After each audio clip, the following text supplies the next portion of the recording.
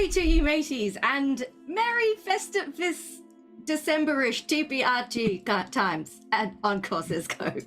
I clearly did not think that through before I opened my mouth, so enjoy. This is day 2 of the 12 days of Candlekeep, a wonderful festive celebration through the medium of D&D. We have some faces from yesterday, and we have some new faces from today. It's all very exciting. I will introduce them all in a second. And now I've completely lost my train of thought. You know what? Let's introduce them right now. Why try and find that train that is no doubt covered in holly and circling a beautifully decorated tree? So I think we'll start right above me with the wonderful Terris. Could you introduce yourself and the character you'll be playing? Oh, yes, absolutely. Hello, I am Sir Terris, your friendly neighborhood ferret. You can find me bouncing around on the internet wherever D&D can and is played. Today I am playing Hjort Horncaller, the Musator Bard, who I am reprising from last year. He is has a bit of a beef with the Scarlet Sage of Solstice, but otherwise he's a fairly personable chap. We hope so. And sliding right along, Zac, tell us about yourself and the wonderful Hjort.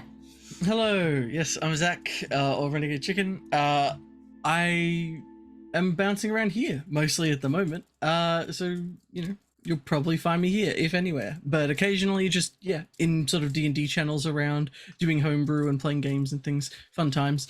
And I am playing Hjort, a satyr blood hunter who is made of sticks. Modeled after a Swedish Hjortbucken. I think I pronounced that right. It might be Bucken. I'm not sure, but look, that goat that gets set on fire most years. A very flammable goat. Mm-hmm.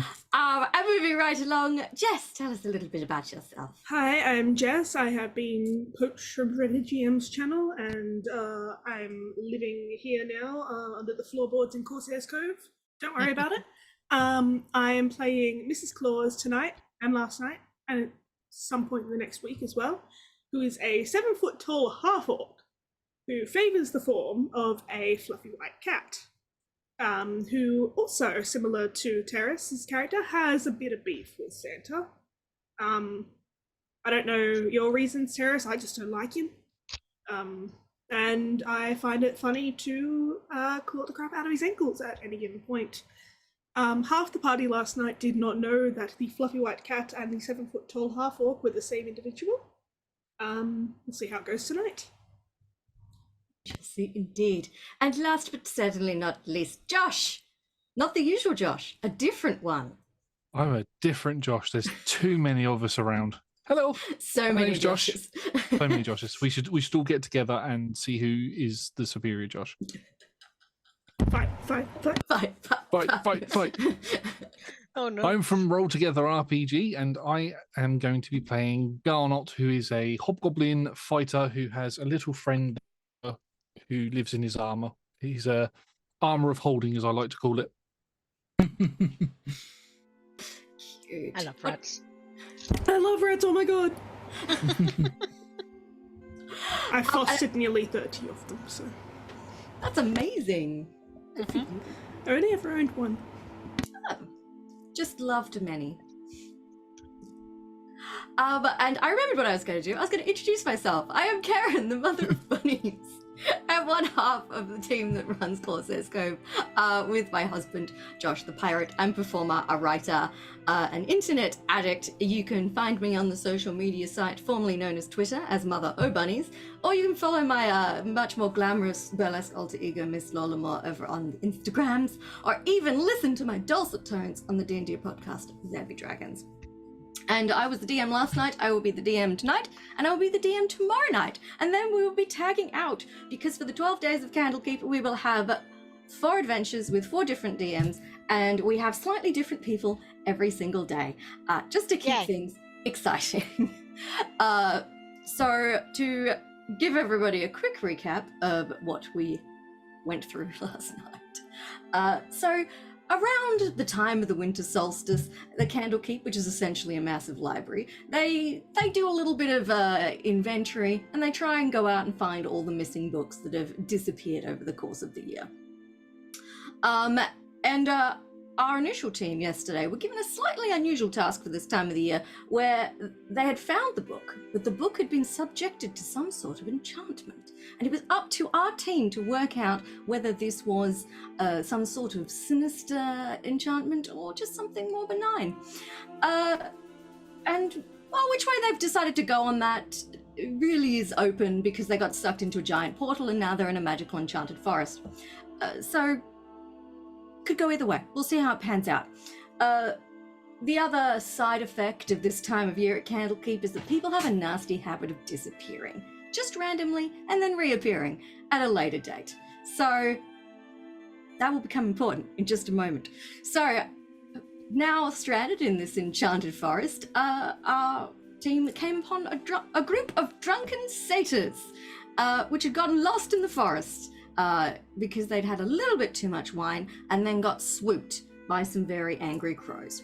And our team, being kind, caring sorts of people, and also having no idea where the hell they are and what they're supposed to be doing, were like, yeah, sure, we'll escort you home so you don't get swooped again. And we had a little bit of a three-way translation thing going on because there weren't a ton of languages in common, but we got there in the end.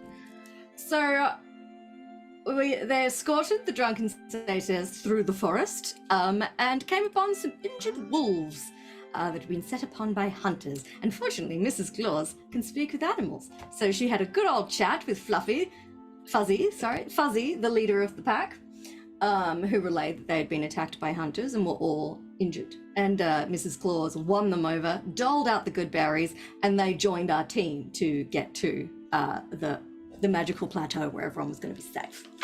And reach the plateau you did, the Polvarth Plateau, home of Fëanor, a giant maple treant, who, upon hearing all this distressing news, did their kind of deep tree vibrating, sensing the forest sort of thing, and found that the eternal spring has been corrupted by bloodlust.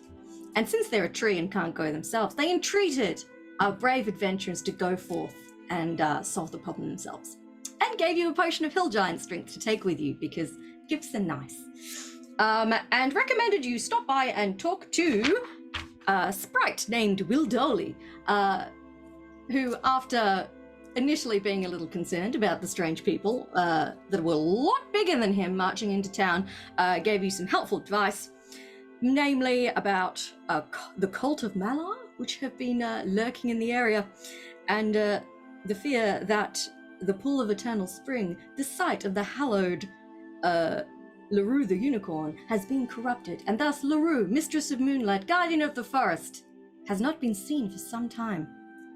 Okay. Disturbing indeed. So you continued on from Dewlight and found a path covered in cobwebs, and nearly set it on fire.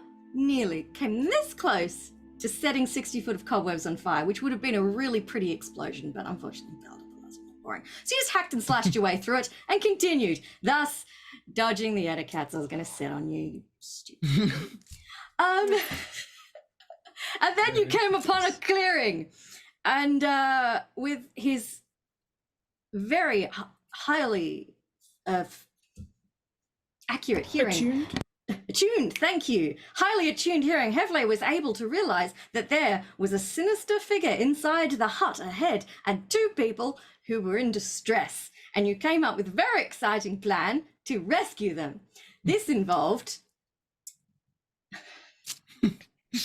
Let me see if I get this right. Mrs. Claus is going to kick the front door in while the rock gnome rolled in through her legs and brandished a sword. Dolph was going to create his own chimney. Well, he was going to expand. No. He went down the chimney, the one that was already but he there. kind of made a new, bigger one in the process. And then Hover was going to leap through the roof, creating a secondary chimney. Also, Dolph was going to grab the hostages and bail out the window. Yeah. And this plan mostly worked, except Helve slipped and fell flat in his face in the snow. So he had to do a secondary run up and jump, which fortunately gave Dolph time to grab 2 bound and gagged satyrs and yeet them out the window. And Mrs. Claus and Milo, that's it, time to burst in through the front door very dramatically. I believe, hiya, was the cutting opening line of Milo. Just before dramatic sting, green sparkles descended, and both Dolph and Milo disappeared into thin air, leaving a very confused night hag standing in the middle of her hut. And as we rejoin our adventures, actually, could I get Josh and Terris? Could you both roll me a d20, please? I just realised I'm alone in this hut with a night hag. I believe I made it through the roof. Oh, you made it through the roof? Okay. That is an 11. Okay, so 19. this was basically to see who got the highest spot in the turn order. So, Garnot, in a cloud of green sparkles, is going to appear where Milo was, which was essentially at the feet of the hag, brandishing a knife. Now, how big is Garnot? Garnot's about 6 foot, 6'2". Excellent. So Milo was, I believe, only a couple of feet tall.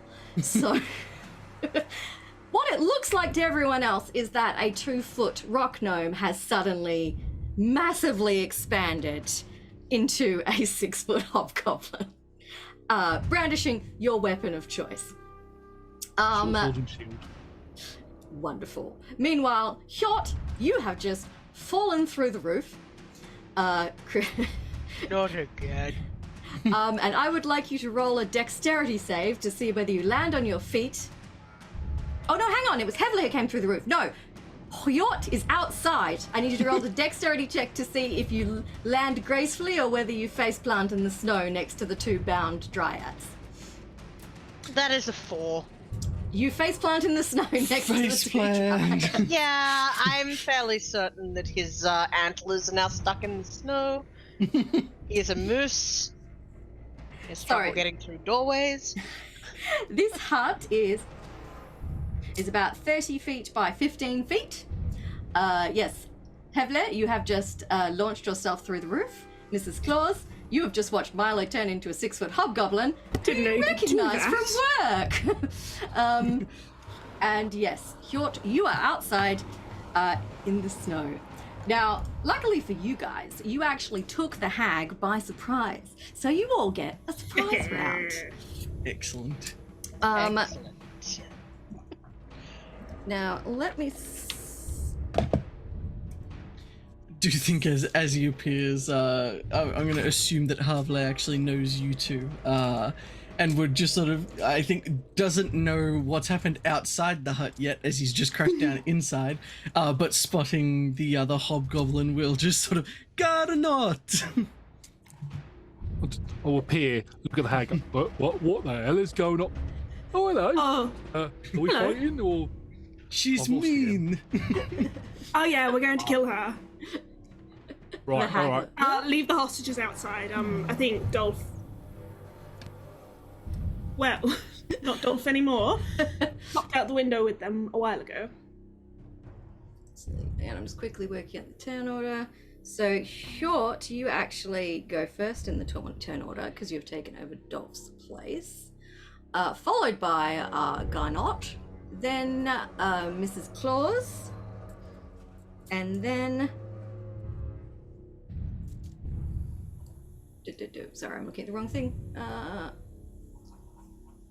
Well, I believe I was dead last, Yes, including you were. after the hag, if I remember correctly. I haven't rolled the hag's Very fair. initiative yet, so we'll see.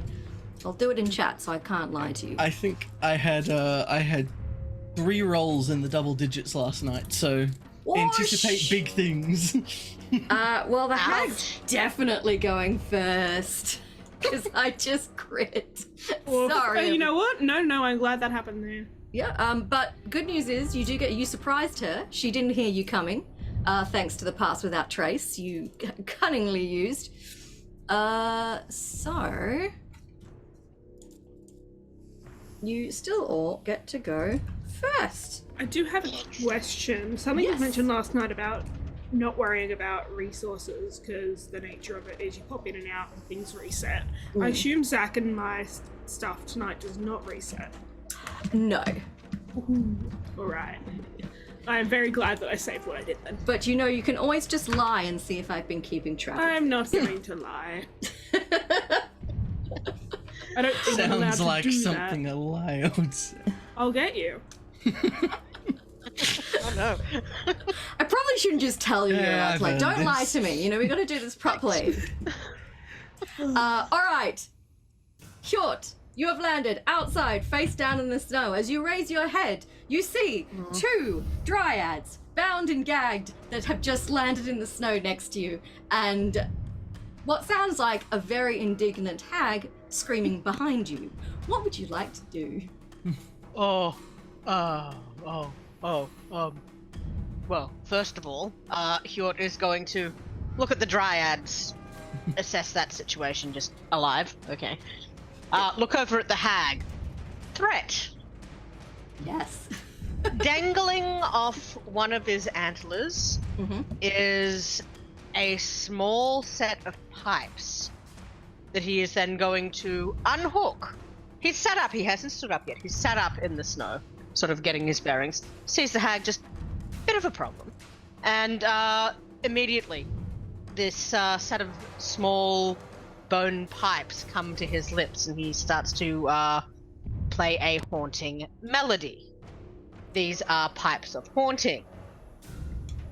The hag and anybody who seems to be even remotely hostile right now is going to need to roll a wisdom save. Excellent. Lucky I'm not in cat form. Well, you're not hostile, at least not towards. I would be. Yeah, If I I can was a It's choose. hostile towards Hjort rather than just hostile. I can choose. generally. It's anyone within. What is it? Let me see. 30 Within feet, 30 I think. feet. Yeah, within 30 feet. But I can choose whether people who I like are affected or not. And he's decided that. Ooh! Oh, yes, you frightened. From highs to lows, my goodness, that was a bit of a turnaround for the books. So that is a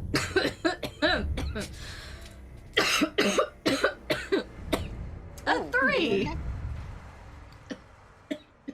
Yes, so he has made her frightened. Wow. At which point, now that she is frightened This of would be a spell, wouldn't it? I guess so. Then I get advantage. Haha. Would it be a spell? It's a great question. I mean, I think Magical it's effect. yeah, it's a magical effect for sure. Yeah, it's a magical effect. Spells are magical effects, so I think I get advantage. Oh, goody for me. So that was 15 the second time round. Was that enough? Meets not it, to be beats it. right?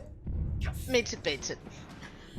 Good try. Good try. So he tries, plays this haunting tune, keeps an eye on said witchy, or haggy poo, and sort of starts butt shuffling toward the dryads to untie them. Excellent. I will let you untie them as a bonus action for this round. Excellent. Which means we are moving on to Garnot. You have just appeared in front of this dark blue, wizened hag lady, who looks very surprised, I have to say. You are not what she was expecting. What would you like Right. to do? We're attacking this thing, yeah? Right? Yeah? Okay. Mm-hmm. And I sort of spin my blade around and I'm going to slash at it twice with my short sword, weapon, head, brain. Ah. Ah. Oh, that was a natural one on the first one. That's a good start. Owie. We'll get all the crits out of the way now, and then we'll have better ones later. And Next then one? 21 on the first one. The second one, sorry. That will absolutely hit. You slash at the hag, who screeches, "Ah! 11 points of magical piercing 11 damage. points of damage. Very nice. She And did then not care as- for that at all. And then as my bonus action, I'm going to turn to Hevler and go, you attack, right? Yeah, we'll do good with this, yeah? And, sort of combo and all that sort of stuff. And I'm going to use my Fey Hospitality to do Spite. So I use Help as a bonus action until the start of your next turn. The first time the creature you help hits a target with an attack, that target has disadvantage on the attack roll the next attack roll makes within the next minute. Ooh, Oh, wonderful. sweet. Love it. All right. This brings us to Mrs. Claus. All right. Mrs. Claus is going to see Garnot and just, hello again. All right. Here's an idea, and she is going to reach out as if to touch the hag, but the hag itself is going to start glowing in a white and red, almost candy stripe. Ooh. As I'm going to attempt to cast Fairy Fire. Alrighty. That is a dex save. Dex save. No. Let us roll some dice. But it is a spell, so I think you So it get is a your spell, so I do get advantage again. Sorry. Why am I apologizing? I need to be more confident with it. Oh, wow. I think you're fine. Yeah, 17 plus, I think it was 2 for the dex, so yeah. Oh, it's an 11 save. All right. Seeing that Yeah, didn't work, yeah. I am going to use my bonus action, and I am going to. Mrs. Claus's bones are going to make a pretty nasty cracking sound as she is going to place both of her both of her hands onto the ground as they are going to transform into hooves, and she is going to seem to grow as I am going to turn into a giant elk.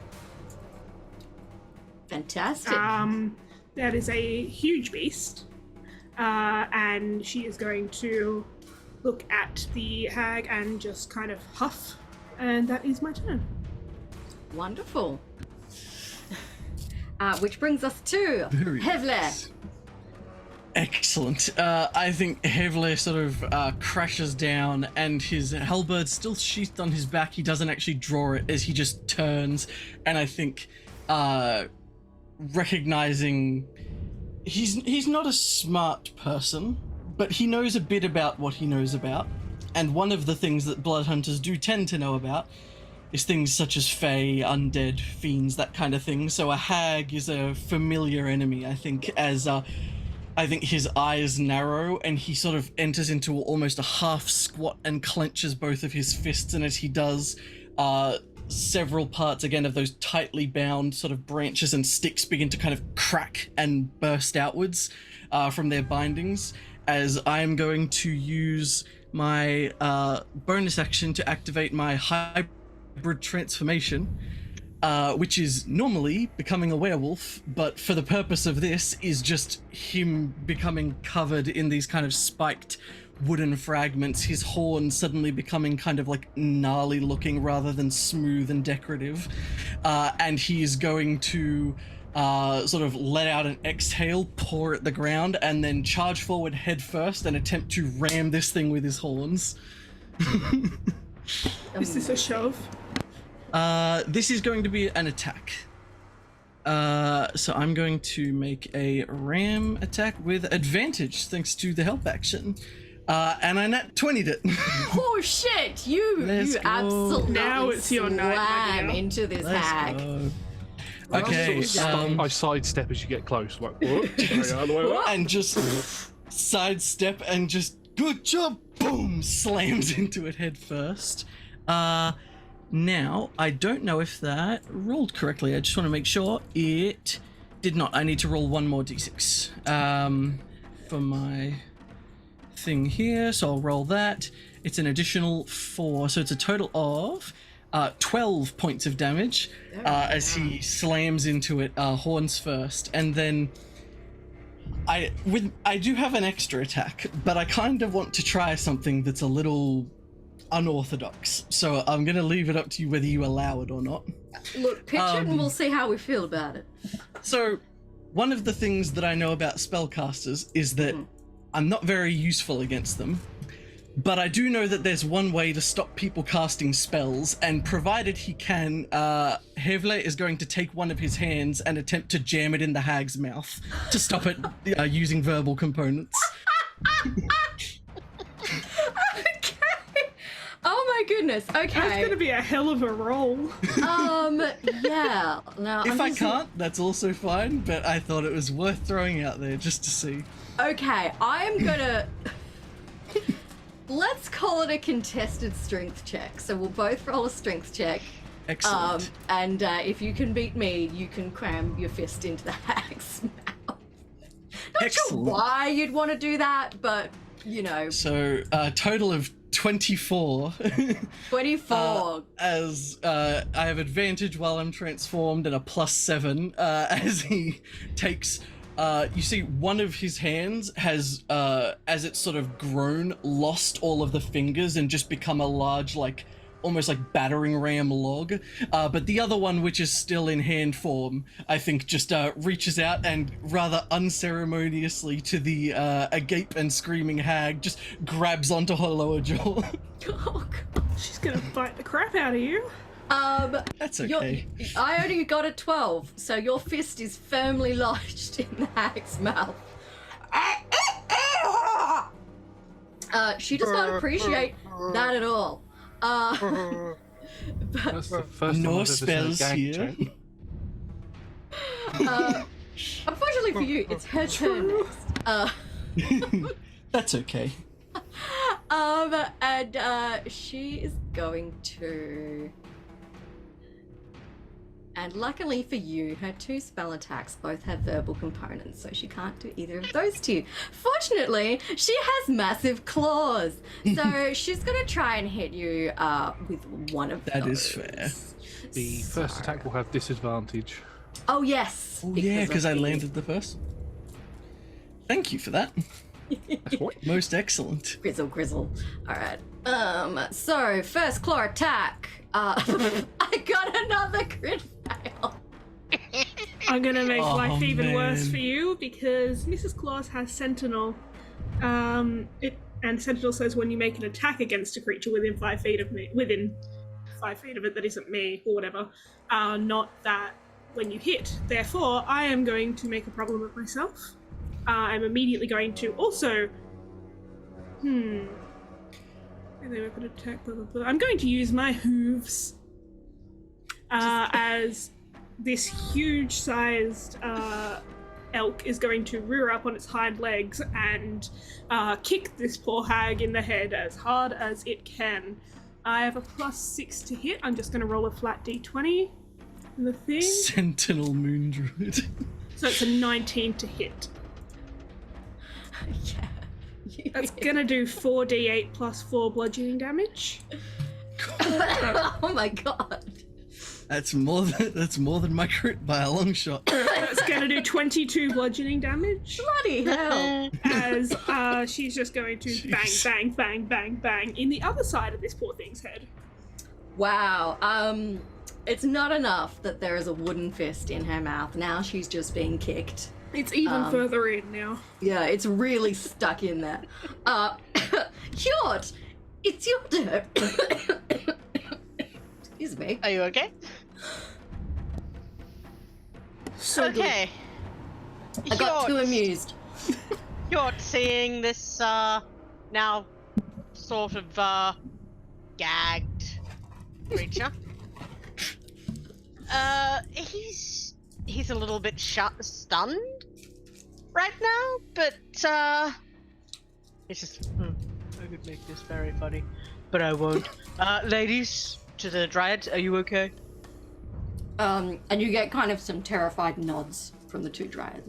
Yep, so he is going to stand up and try to get through the door, which sort of involves him turning his head on its side to fit the antlers through lengthwise. Excellent. And he is then going to, since spells are at disadvantage right now, basically, attack her with a rapier. Okay.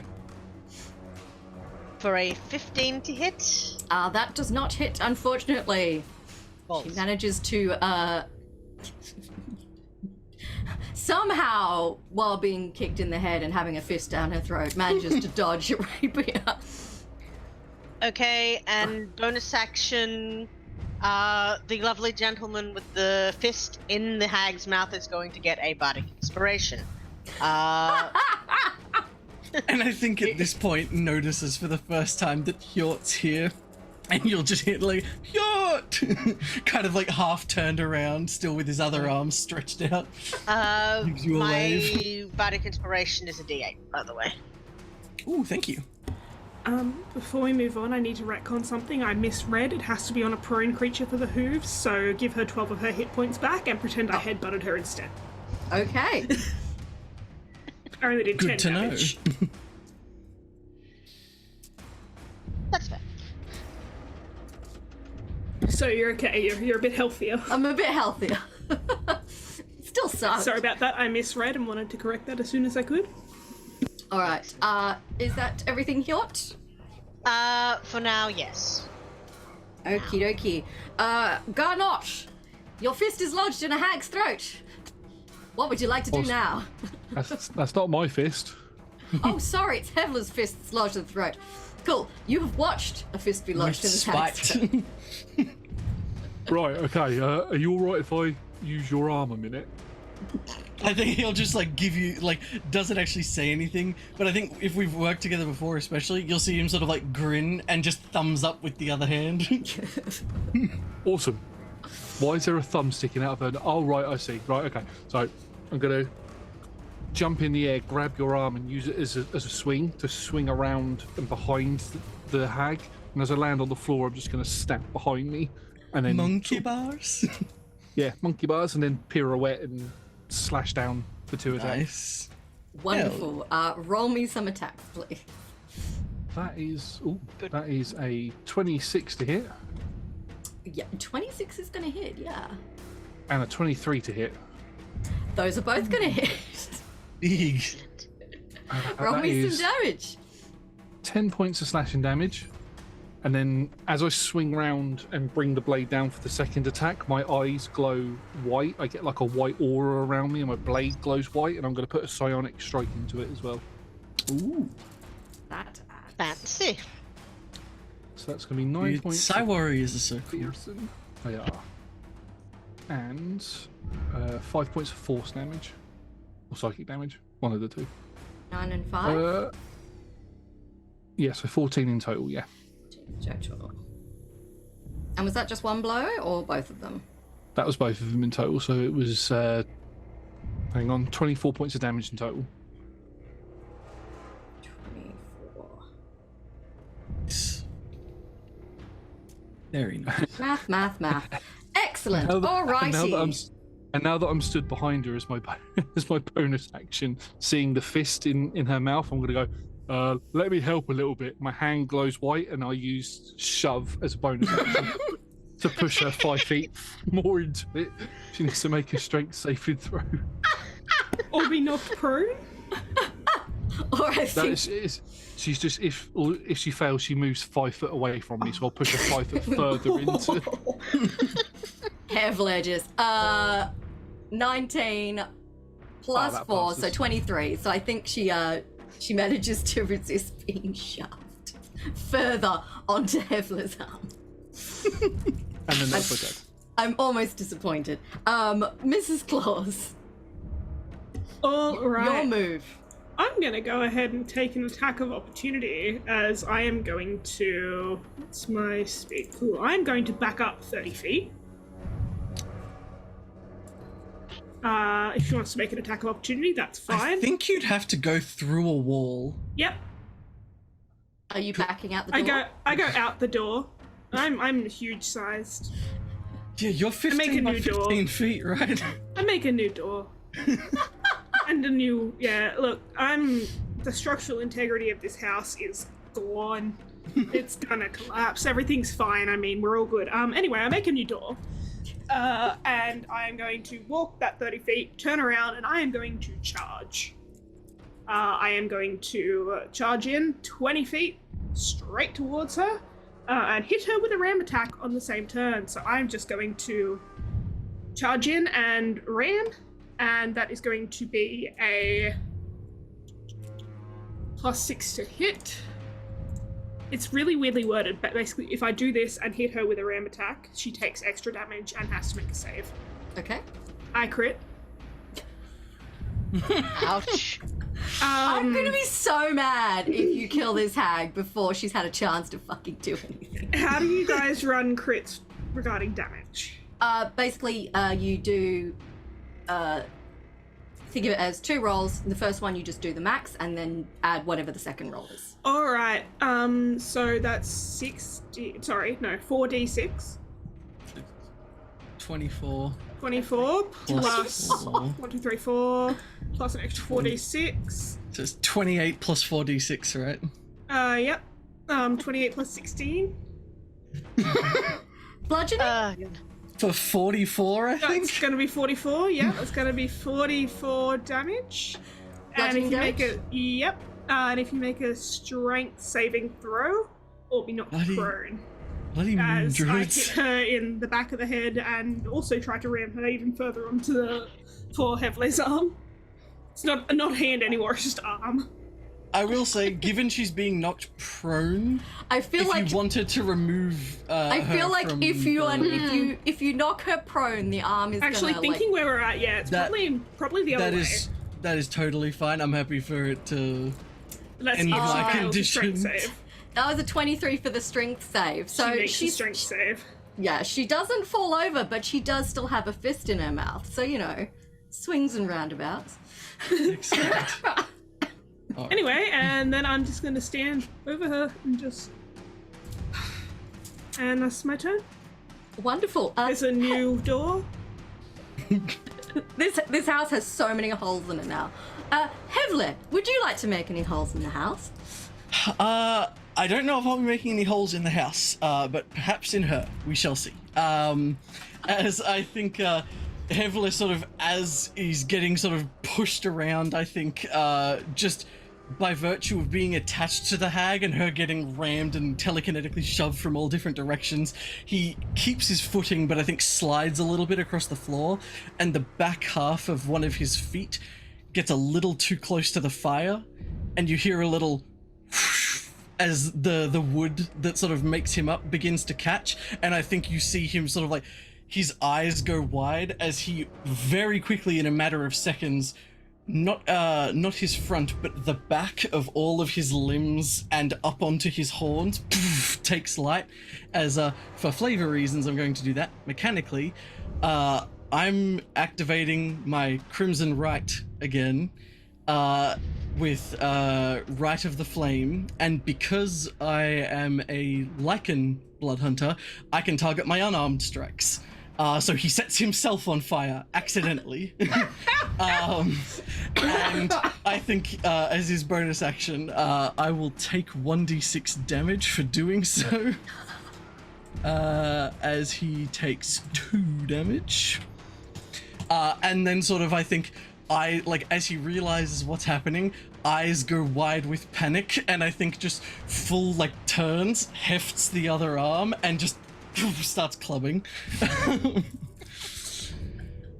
Is going to make some attacks. Okay. Go right ahead.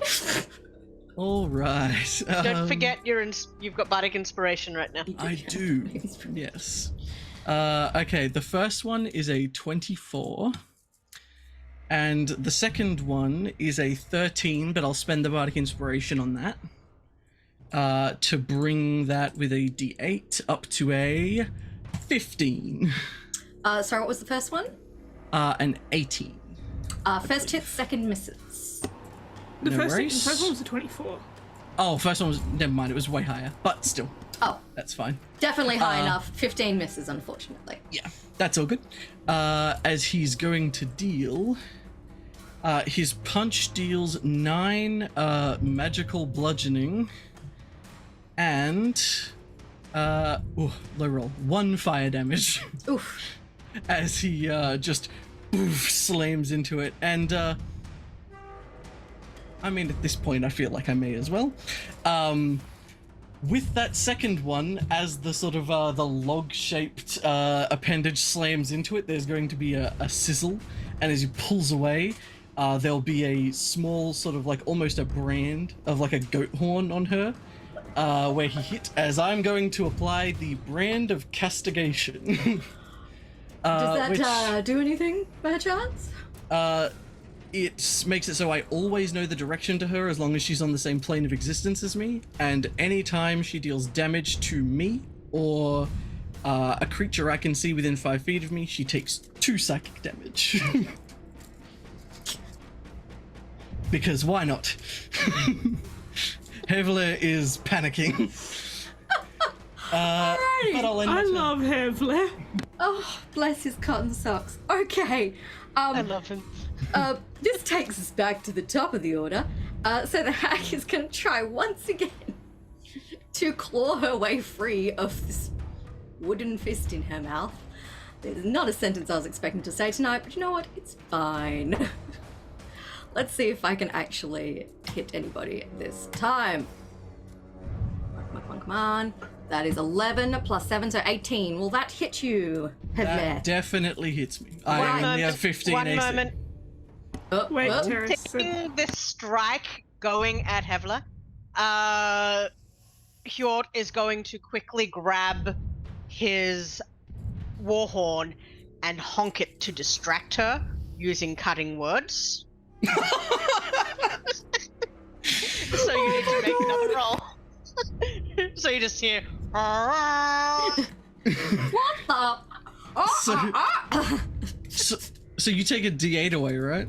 That one.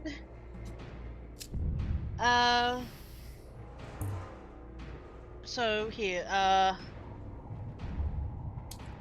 expand one hit bardic inspiration, roll the die, and subtract the number from the creature's roll. So that's a D8. Yep. So you can Which take a is D8 away. now we remove a 6 from the creature's roll. All right. What was the total beforehand? It was 18. It is now 12. That's a miss. Oh, bloody. Oh dear. See, I will That's say not how I don't feel expected bad this for the to hag. go. I feel a little bad for Karen. Because I know Not the much pain. of a fight. It's just you guys wailing on this hag. Maybe she was trying to help those poor dryads. Did you think of that? You just tried to hit someone that wasn't me, right? Yeah. You Go guys- on. Sorry, I'm gonna Have a crack. headbutt the shit out of the hag. I'm glad she's resistant to so much, so I just get to halve a whole bunch of this I've damage also- doing. But Also, this is my bludgeoning counts as magical damage. I've been forgetting to use my insignia of claws. I should have also been adding 1 to each of my damage rolls. It's okay, that's only a 12 to hit on that one. 13, technically. 13 misses, unfortunately. Okay, there. But you hit last time, so I will add a point for that. But yes, I did forget to mention that it is magical damage. Yeah. I think I mentioned it, but so's mine. Oh my god!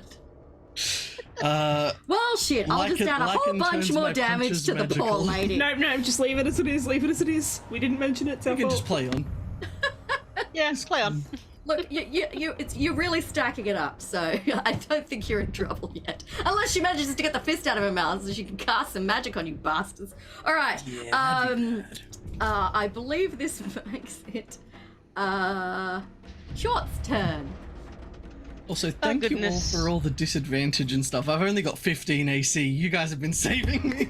I've got 13. You have 15. You're Let better me than me. see. I am really a support unit here, so what will I do? You could support the poor hag. Just gonna have Not going to salt happen. right after this. Hjort is going to once again try and strike with. Does he not have No, he's going to viciously mock the hag. So I need a wisdom save. And his vicious mockery is literally just, he's looking at this hag being gagged by a wood boy, and he is pointing and half doubled over, just. Well, that's a magical attack, so I get advantage. Haha. That would be 12. I don't know why that adds them together when you do that. 12 plus 2, so 14. Is that enough to save? Alas, no. So you will take. Why did it roll? Oh, 2d4, yep. You will take 6 psychic damage and have disadvantage on your next attack. She's never getting this fist out of her mouth at this rate. Is anybody injured at all right now? Nope. Hevle's kind of set himself on fire and also broken a few twigs. Self-harm, but none from the hat. Yeah, all Yeah, pretty self-inflicted, much. but technically. Yeah, he's just going to look at you and just go, "Oh, are you all right?" And healing word you for 8. He's healing you for 8. Excellent. Well, that's more than I needed. That's back to full. As I think in response to the "Are you all right?" all you'd get back is just like, you can. I think you'd be able to tell physically he looks fine, other than the fire. Although the fire doesn't seem to be actually consuming the wood he's made of so much as just kind of sitting on top of it. But you would just get in response a panicked kind of like, "Ah!" Healed, but still on fire. Garnot, what would you like to add to this this interesting I'd like to little add affair? I'd like to add that my attacks are also magical. just because. Just feeling left out, you know. I felt left Are out, you so I thought I'd casting add something. spells? I'm not, but my sword is magical. No, I've got a magic sword. I would like to. I'm pretty much just gonna almost like. I don't know if anybody is gonna get this reference, but I'm basically gonna Beyblade and just spin around with the sword a couple of times and slash into her. Roll me some attacks. Let's see. So natural 20 on the first one for a 29. Okay, that one's gonna hit. The second one was an 11, so I know that's not going to hit. Oh, that one's gonna miss. I'm gonna put a psionic strike into the natural 20. So that's Why not, So right? you said double the die, max out the dice, and then roll again.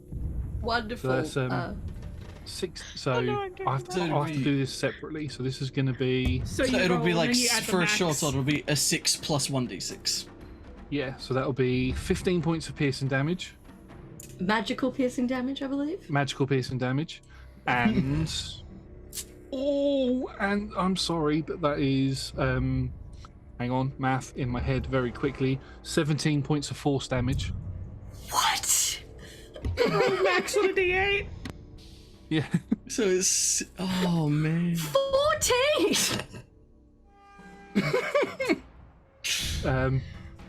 Goodness gracious is me. he still alive? She's still alive.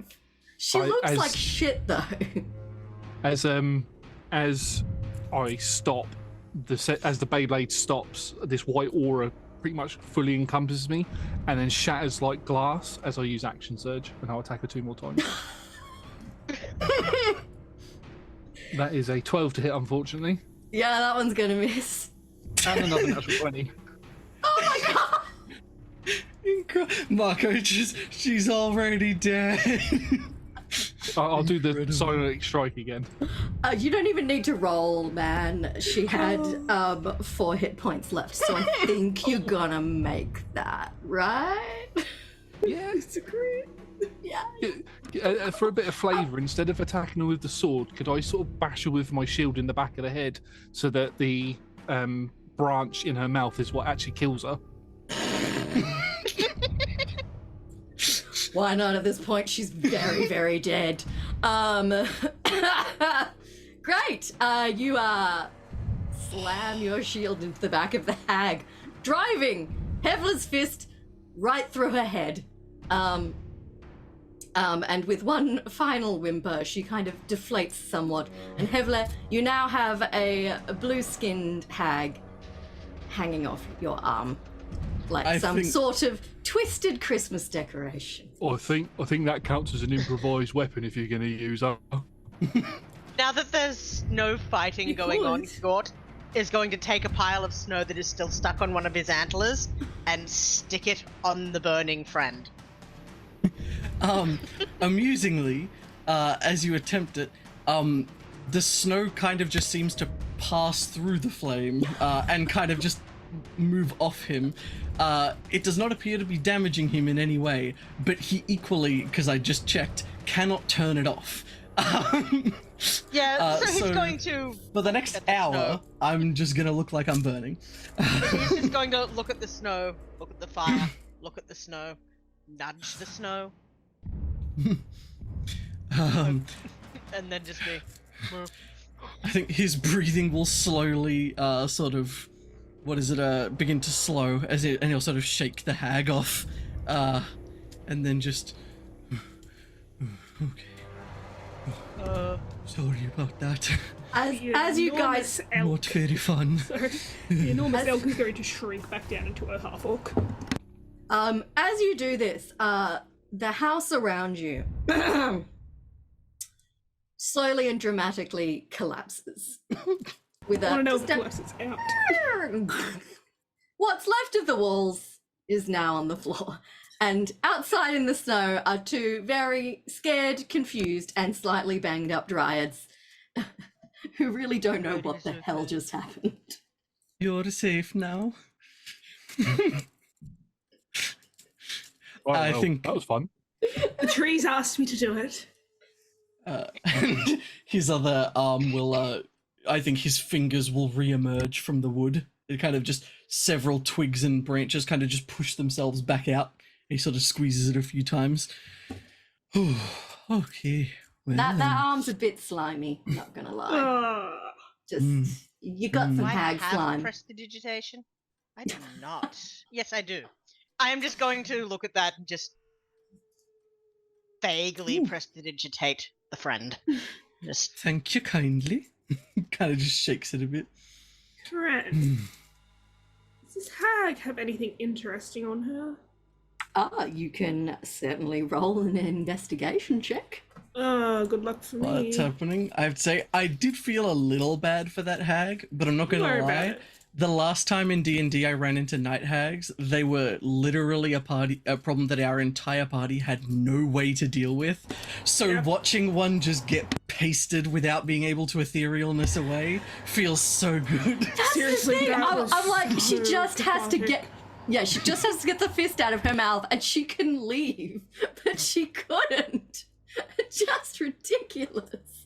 You've got no and then- idea the catharsis that you just provided Zac and myself though, with that one encounter. What was your investigation roll? Don't worry about it. Don't worry about it. It was a 9.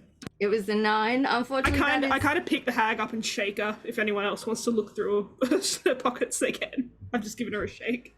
Look, the hag's not carrying anything, but you can poke through the rubble of the house on a separate investigation check if anyone would like to do that. what's Hjort's investigation? He's going to attempt to help whoever wants it by, lifting up bits and bobs with his antlers. I saw that, Josh.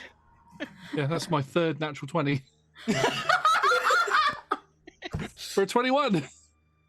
I think you should yeah. use Gosh, Terris I as would help, like a new actually. party, please.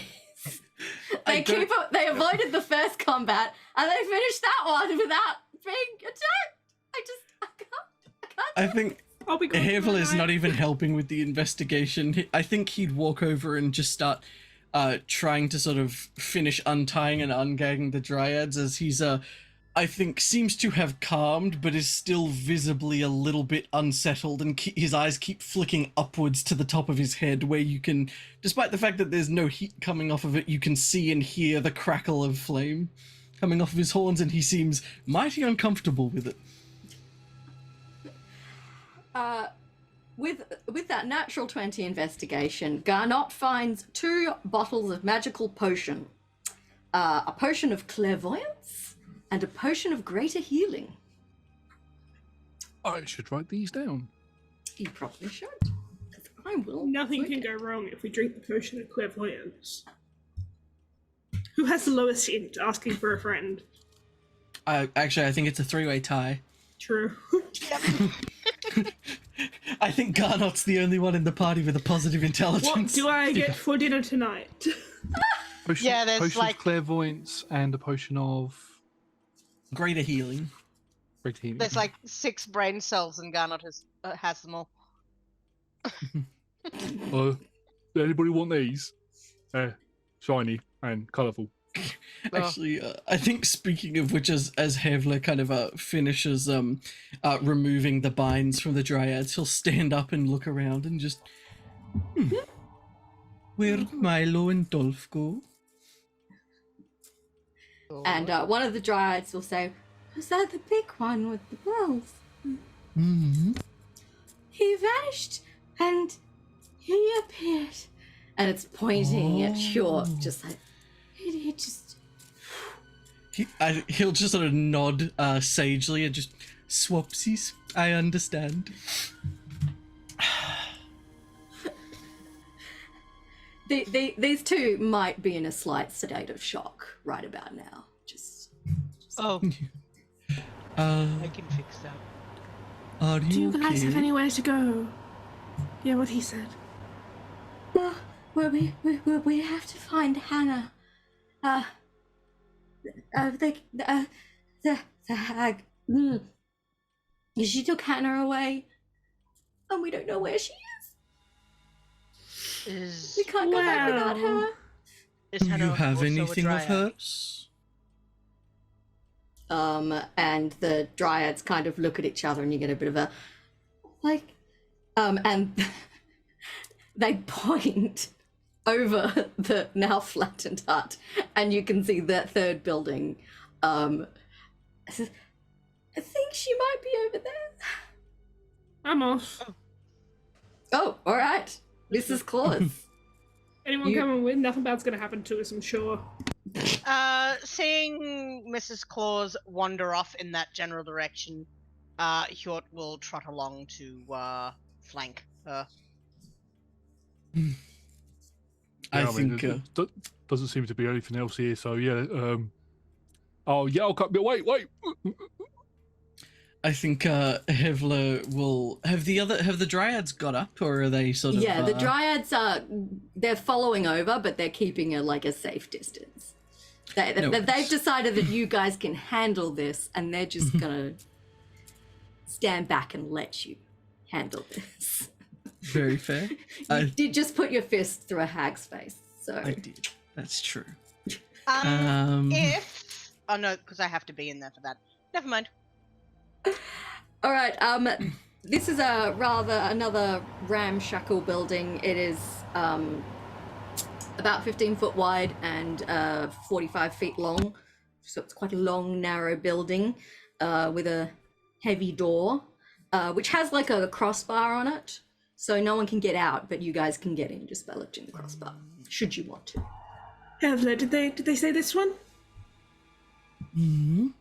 Do you like to do the honors? Oh, sure. Walks over, and I think actually just like gently takes out the bar, and then I think just pulls the door open. The door creaks loudly as you pull it open, like a really nasty grating. And from Expect. inside this building, you hear an absolute cacophony of noise just start up. You can hear some honking, some growling, some screeching, some squeaking. There's a hoot or two, all sorts of animal noises. There's also the sounds of claws, rattling cages. And as your eyes adjust to the dimness inside, you can see that there are a bunch of cages in here, most of them containing a variety of animals. I'm gonna cast God. Speak with Animals immediately. Yeah, Hjort is also going to do this. Mrs. Claus is gonna look at Hjort and just give you the biggest Jinx. grin. Jinxing he verbal will- components is crazy. He will grin back. Who would you like to talk to? You have some options. The cages hold, in no particular order, a baboon, a hyena, a boar, an ape, a vulture, a bloodhawk, an eagle, a giant rat, a hawk, and an owl. Giant rat. Oh yes. Sorry, Giant Terris. I was gonna be like, no, entirely your choice. I hear rat. I'm on. No, you can take the giant rat. I'll take. What were the other things? Baboon, hyena, boar, ape, vulture, bloodhawk, eagle, hawk, and owl. I'll take the hyena. Okay. Mrs. Claus, you go over to one of the cages and look inside, and there's a giant, dirty, angry rat in there that's just like... Calm down. We're friends. Do you want out? You let me out. Okay, I open the cage. The rat just piss bolts straight out the door and out of the cage. Bye! Come back if you need anything. The rat gave no fucks about anybody else. That's fine. Terris' turn. Terris, you approach and there's a large hyena in the cage you were looking into, and I'm trying to remember what noise a hyena makes. Laugh. Yeah, a cackle. I don't know if that sounds like a hyena. Yeah. It'll work. Sorry to everyone's ears. Hello, friend. Hello. If I let you out of here, are you going to eat anybody? If you let me out of here, I promise not to eat anybody. Then I will let you out, but you know, if you do go back on your word, I will set you on fire. And you see the hyena's eyes just kind of flick up to the flames, kind of still flickering. It's like, agreed. From the back corner of the room, you'll just hear, don't run either. And yeah, he will open the door. Yeah, the hyena kind of does that thing where it walks past you, but it tries to kind of keep its distance. It takes the longest route past you and then heads for the exit. But it doesn't run like the rat. It just wants to get out of this building. I fully think Havlet has like opened the door and is actually like holding it, gesturing for Garnot to sort of hit it like after you. But I think you'd notice that one of his eyes is like a little bit sort of screwed up. Like he's sort of like, he says he's maybe avoiding going inside as his incredibly attuned hearing is currently being assaulted by the massive animal noise that's coming out of this place, and he doesn't really want to put himself in the middle of it. Does shutting the door help? Does that block out the noise? Well, it might, but I don't want to lock everyone inside. Oh, hang on a minute. Right, let me just find some non-yellow snow. Oh, there's some. Just pick some snow up, just plonk it on your ears. Does that help? I think so. Kind of. I don't like to see my friends in pain. So if that helps a little bit, I'm gonna go in and see what's going on. Yeah. You're a good one. And kind of gives him a pat on the back. Just walk in.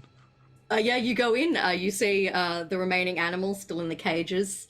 And Hjort and Mrs. Claus, presumably finding new people to talk to. Yeah, I think that, together, just one after the other, they'll probably just go through, have a chat, see. Hjort would like to ask one of the animals that he's talking to why they were locked in here. I'm just going to randomly choose the owl for you to ask this particular question, and the owl just kind of... Who is working with the hunters? She was going to turn us over. Who? That is very Mrs. not Claus good. is just going to look at Garnot and just narrow her eyes. I don't think that our friend Owl means that particular hunter. That No, one's he a looks good one. wrong. I think Havler will like lay a large hand on Claw's shoulder and just, they weren't here for the rest. They don't know about the hunters yet. It was an owl joke, Evelyn. I'm really bad Oh. at jokes. So It was- people call them dad jokes, but yeah, I'm just really bad at them. Bad sense of humour. I think you just the oh, you get back from Hevler, I think tells you like, oh, I didn't get that was a joke, and he still doesn't see it. Also, can I understand these creatures? Are they talking and I can hear them? I think it's only the other two because they both cast speak with animals. Yeah. Okay, You so just hear woo woo woo I just, woohoo, woo woohoo, woo woo. woo. Sorry, I'll let you carry on. Sorry. How often do the hunters come around to collect? Don't know. They're down by the river. This voice is going all over the shot. How many of them? I saw 6. Don't like hunters. Not at all. It's gonna turn to Hjort and just... We could do something about them. We could snuff them out. We could rest first. We could. And then... Can I go? If you like, friend. Would it be safe? We'll head for the plateau. There are 4 wolves there. Fuzzy being the pack leader, I suppose. They're friends as well. Let them know that you met us. Good to know. Woo. And the owl sweeps out of the building. Tell me if you see that rat. So, which one of you is friends with the dryad? Now that the animals have cleared out, you can see that towards the back of the building, in the very last cage, in the very back corner, you can see a slumped figure on the ground. Oh no.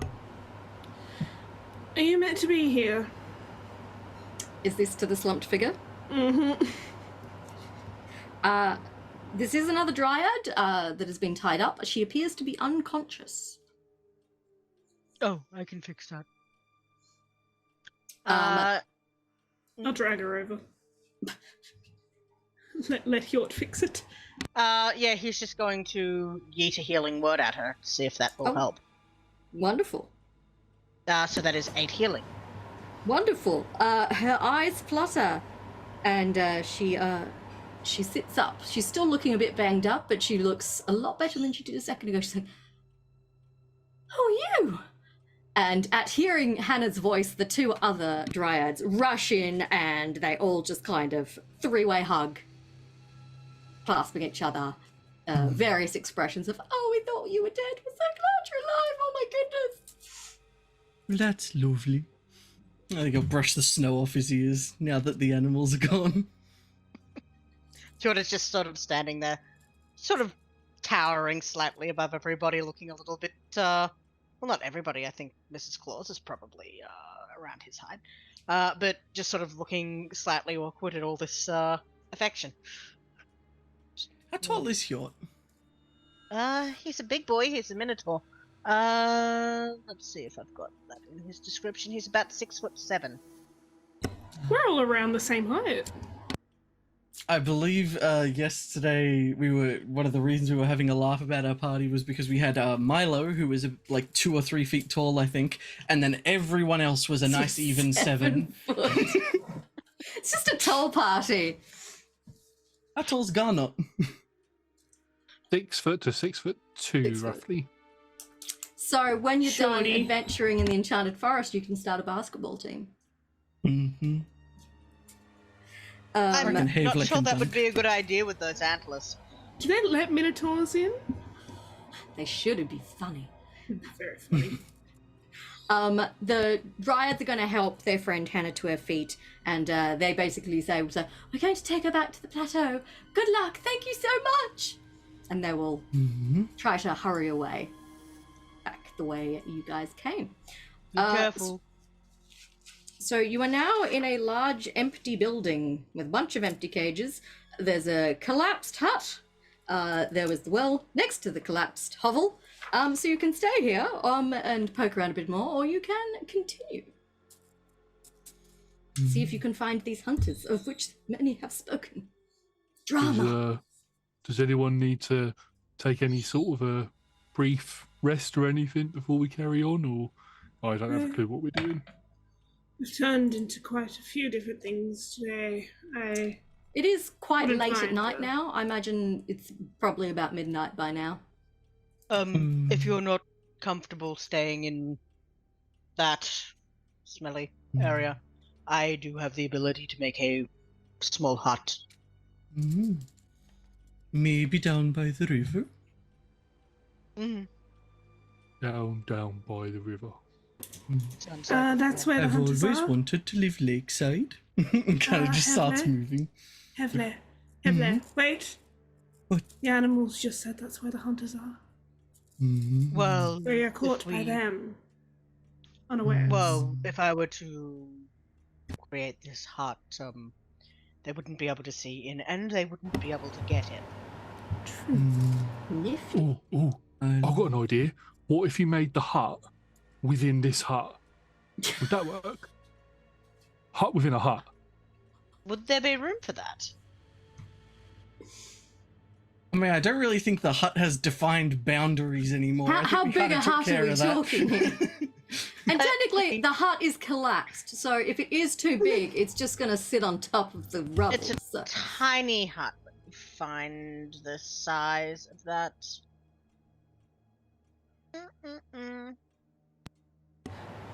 10-foot So- radius, a mobile dome, of course. Okay, Distance around yeah. and above you. yeah, it was 20 feet 15 by across. 30, so it should fit, yeah.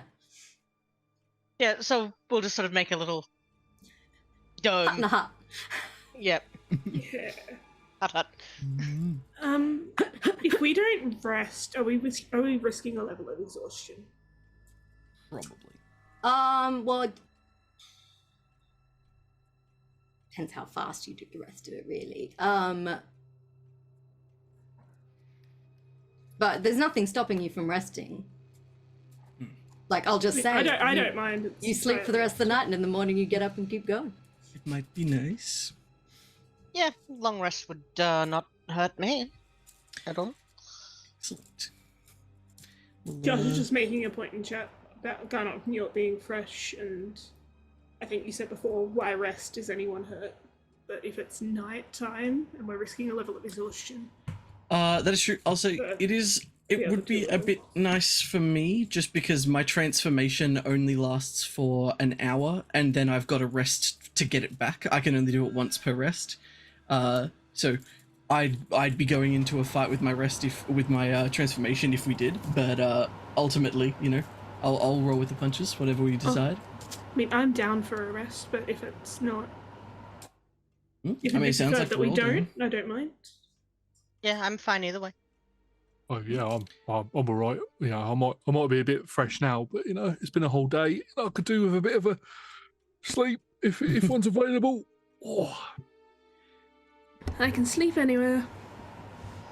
I think, and after about an hour of preparing and sort of getting things together to sort of bed down, you would see that all of the fractures in Hevler's branches sort of seem to smooth themselves over. All the bits sticking out retreat back into the sort of smooth bound form, and the fire extinguishes.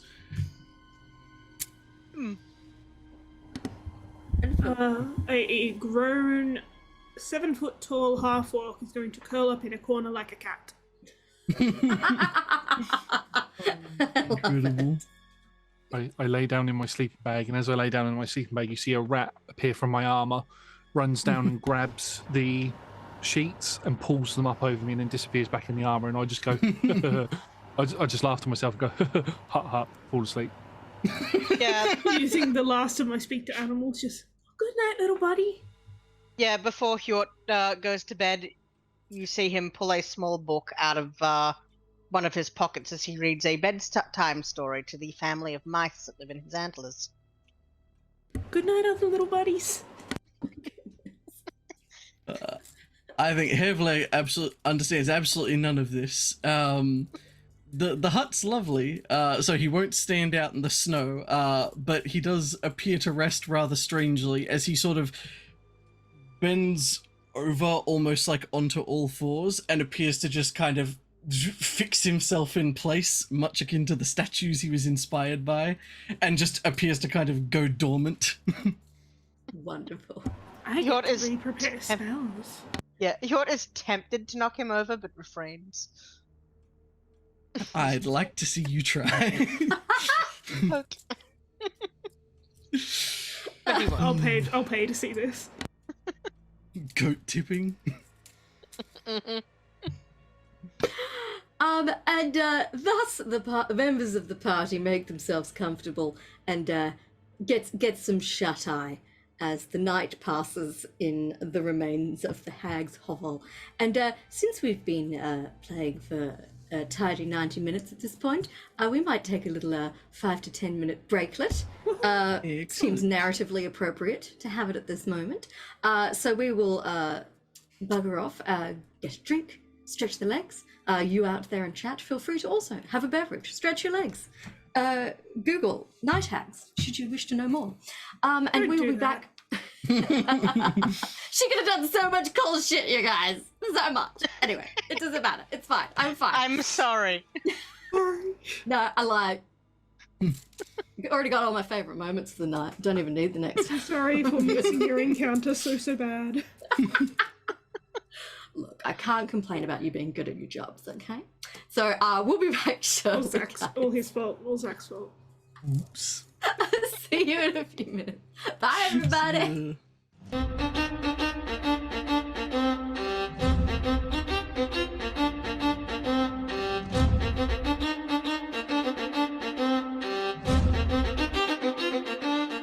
Welcome back, everybody, to part 2 of day 2 of the 12 days of Candlekeep. And after that first part, I know all that hag wants for Christmas is a new set of teeth. Or maybe a second chance at life. Who knows? We left our party camping on the site of a brutal massacre in their little magical dome pop-up tent. So it is now morning. You have had a refreshing sleep, a long rest to matter it, and you are now ready to face the day. As you emerge from your dome, the hag's area looks a little different by daylight, less spooky, shall we say. Your dome is set up on the collapsed remains of the hovel, but the store where the animals were is still standing. There's still the well to your right, and the trees around are just lightly dusted with snow, and it's a little sparkly in the morning light. It's quite nice, and if anyone bothers to examine the trees, you'll notice that kind of poison decayed feeling has receded massively. Excellent. Vibes restored. Yeah, the vibes feel much better this morning than they did. Before we do anything, can I go talk with that same little thicket of trees again? You absolutely can go talk to the tree again. Yeah, I'm gonna go talk to those trees again. There goes one of my 3rd level spell slots immediately. Hi guys! How's it going? Good morning. Feel any better? So much better. The poison is draining away. Yes, well, she won't be bothering you anymore. That was a horrible death. Thank you. Oh, you saw. Excellent. A tree can't nod, but you feel it being like, yeah, we saw that. That was... So, all of those animals that were, being locked away, ready for sale, apparently. You seen those hunters? Around anywhere? They have not been for a day or so. If you keep heading north, then follow the river. You should find their camp. Well, I'll let Hjort know. I'm sure that... Yeah, Hjort mentioned something last night about wanting to, oh, how did they put it? How did you put it, Hjort? What do you want to do to the hunters? Not exactly sure what Hjort said, but something like extinguish their lives. That was it. Extinguish. Snuff them out. Snuff them out. Snuff them out, of course. And you feel this tree approve. He's like, to hunt for food is one thing. To hunt just to kill is another. Hopefully your branches will be full of little creatures once again soon enough. And you can just feel the tree kind of picturing that and being like, I want some squirrels and some birds. I want it to be a Disney movie. Any thoughts, any idea where... I've heard something's wrong with a pool somewhere around here. Oh, the pool is near the campsite. Evle. Pool's near the campsite. Hmm. It's We'll almost like clean these two it. things might be linked, you know? Almost. Oh, Right. yes. I think we'll turn back to the two party members who arrived just before. Small catch up. We came into the book. We helped some satyrs and some pixies. Then this happened, and now we're going to go clean a pool. Oh, A magical pool, very important. well, I can prestidigitate. Might work. I can stand and look interested. I'm not very strong. I was just going to scoop, so magic might be better. I'm not magical, I'm afraid. So, Oh no, I can lift mental, things with my mind. That might work. just a mental image of a giant wooden goat man with a pool net, just doing that little skim thing. Absolutely. Mrs. Claus is just looking around like, I suppose these are, viable options. Yep, that sounds about right. That's how you clean a pool. Alright. Well, thank you for your hospitality, dear trees. Thank you hope for we meet. cleansing our grove. Not done yet. Hope we meet again under better circumstances. Mrs. Claus, Hmm. did you say that these trees wanted small animals? As Oh, friends? just that their animals, I assume, have run off Oh, with everything going on. But if you have any spares. my antlers are getting quite lousy with mice right now. Would you like some mice? Some of the adolescents could find a new home here.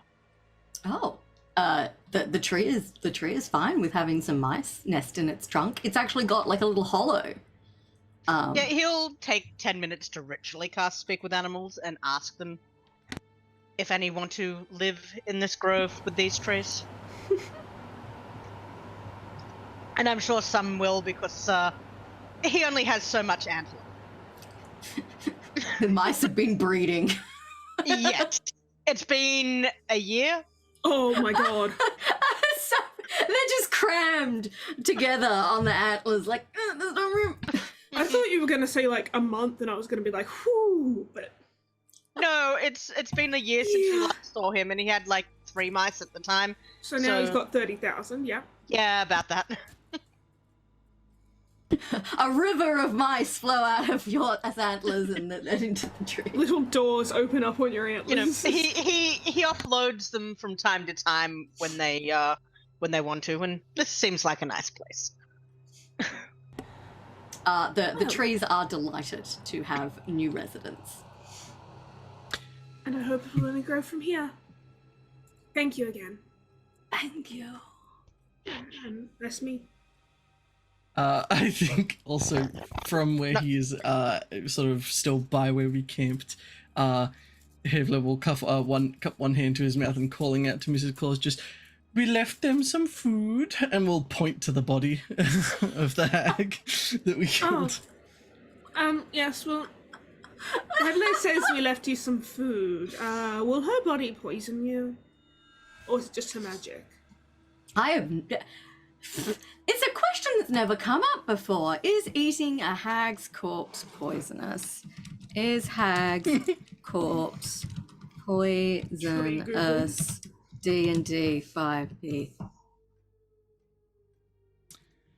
Using that old tree Google. I'm assuming it would be poisonous to somebody who tried to ingest it, but having it decay naturally might not be. I wonder if once the hag dies and its magic dissipates. If it's just body. Look, appears to be no specific verdict on whether a hag's corpse is poisonous or not. So I'm just gonna say she's a regular old meat bag now. A rather unpleasant looking one. Her head's kind of imploded, but I wonder who did that. yeah. What sort of monster would punch through a woman's head? Headley, would you like to drag her over here and bury her? Okay. I think you'll. Also, Hevle being the answer to the question. I do think as that happens, actually no, I'm just gonna do it because I was about to ask if I could do something, but I feel like that's way too smart for Heavily. So I think he'll just carry the body over and begin to bury it. What were you gonna do? I recalled about hags that they have an item called a heartstone, which us normal adventurers can't do a lot with, but I know that it can cure disease at a touch, and I was like, that could be handy at some point. However, falls in the pool. I feel like Hevle knew enough to be like, they cast spells and I can stop that, but not enough to know the intricate lore of how they do it. So I think that it won't occur to him, and he'll just carry the body over and begin to bury it. Cool. You spend a little time digging a shallow grave and bury the hag, which does improve the odor of the grove somewhat. I have Pats to say. it down with his Hjort will halberd help at with the mage end. hand. Just It's pats a it mage down with hand his just halberd doing and little. boom, boom, boom, and just dinner's up. And we'll sheath it again. Oh, this tale has taken some turns. All right. You are now free to go about your day. The trees are happy, some mice have a new home, and a corpse is decomposing in the ground. They tend Sounds to like do a that. typical day. Um, So Sorry, you say there's this pool thing that needs cleaning out. Are you sure it's not going to be like the same sort of situation like we got here, where we've got to kill some sort of hag or something to make it be all nice and pristine, or are we actually going to have to, get our rods and clean it? well, Hmm. I figure we start by killing a whole bunch of hunters and then move on from there. They did mention it was tainted by bloodlust. I don't really know how that can taint a pool. It's not a thing, but like, maybe we have to kill the people with bloodlust. Maybe there is solid bloodlust. Maybe the Uh, pool has bloodlust? Question: Maybe they're feeding the as a lore bard, would I have heard any stories about things being tainted by bloodlust in the past? Do a little history check for me. I'm not sure Hjort's history is all that good, but yeah, he's got a +0. Let's see how it goes. Hey. 8. Sorry? 8. Unfortunately, nothing is coming to mind about tainted by bloodlust. So you will have to continue in your ignorance for now, I would say. Tainted by bloodlust. I believe that's an orc band, isn't it? Don't I ask think- me. Oh yeah, I think I've heard of them. Yeah, we'll just. I don't have anything to write with, but if you remind me later. Oh yeah, they were touring the Sword Coast last year, you know. Yeah, they play those You know, it kind of has that those weird steel haircut. glutes. Yeah. Is this Yeah, those three middle-aged men in the that we were talking about? There we go. Oh. Are we're gonna have enough bands for a music No, this is festival the by the end same of one, this I internet. think. Oh. Same one. They didn't have a name, did they? Oh, they I think, did. I think they were called Santa Baby Metal, but maybe that's Oh, just they their were- Christmas. Did I say genre? But yes, This is I fine. think in that case, this place stinks. Should we keep moving? Well, they said that the hunters and the pool were in the same direction, so that way? And whatever one we come across first, we try to deal with first. Mm-hmm. Sounds like a Do plan. we bother sneaking up on the hunters, or do we just risk it all? Oh. That one? I find it rather difficult to sneak with these. Points at his antlers. Well, you guys can certainly try. I'll wait and jump. You know do what? have a +5 stealth though.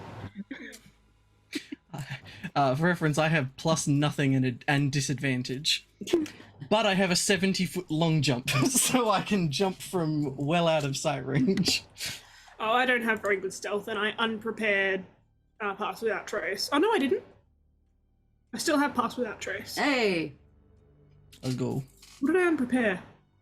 Oh, detect magic. So yeah, if anything, if you need that for anything, haha, sorry. I have locate object, which isn't the same thing, but No, that's I love this. But it is party. the best spell in 5e. I don't know. It is up there. I like polymorph, but that's because I like causing problems. I also have polymorph. I actually unprepared polymorph, so. Oh no. All right. Well, onwards. I think you'll. So we're Mrs. sneaked Claus in. is going to grab Hevler by the antlers and turn him back around to the correct way. Doesn't break stride, just kind of ooh as he gets turned around. Sorry, Josh, think I cut you off. That's right. I was just that way. All right. Let's go. So lost. I don't. Please do not ask me to lead us anywhere. I have a habit of getting lost. There was this one time where I was meant to be going to Baldur's Gate, and I ended up in Waterdeep. And I don't know how I got there. I just walked through a wood and ended up somewhere else. So I do that a lot. So please don't ask me to lead, because we'll get lost. Bless you. Nothing bad will happen to us. Wonderful. Well, What was the vote on sneaking, gang? I think Hevlo was abstaining from the vote, as whether you guys choose to or not, he has an option either way. He will either just be hanging back or be in the fray.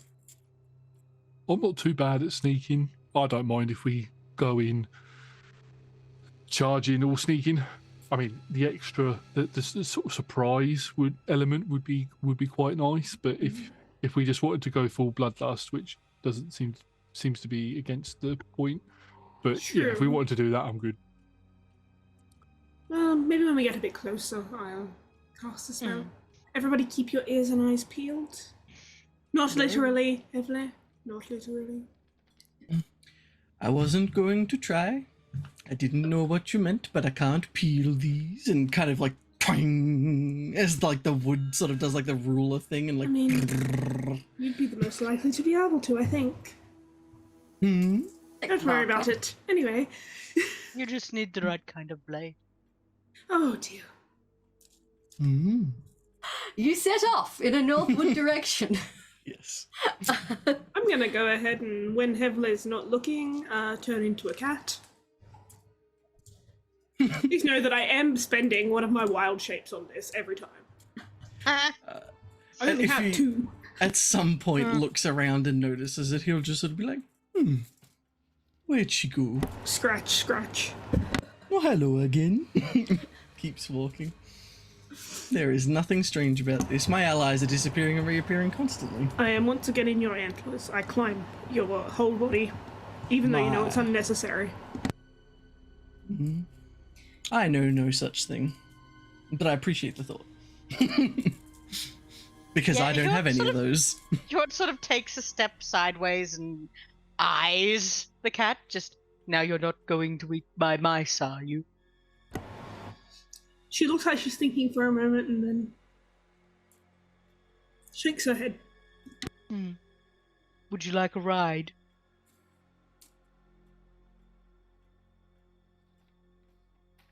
Shakes her head once again. She has effectively found a wicker basket to sleep in atop his head. Between his horns. She is once again chewing on your horns.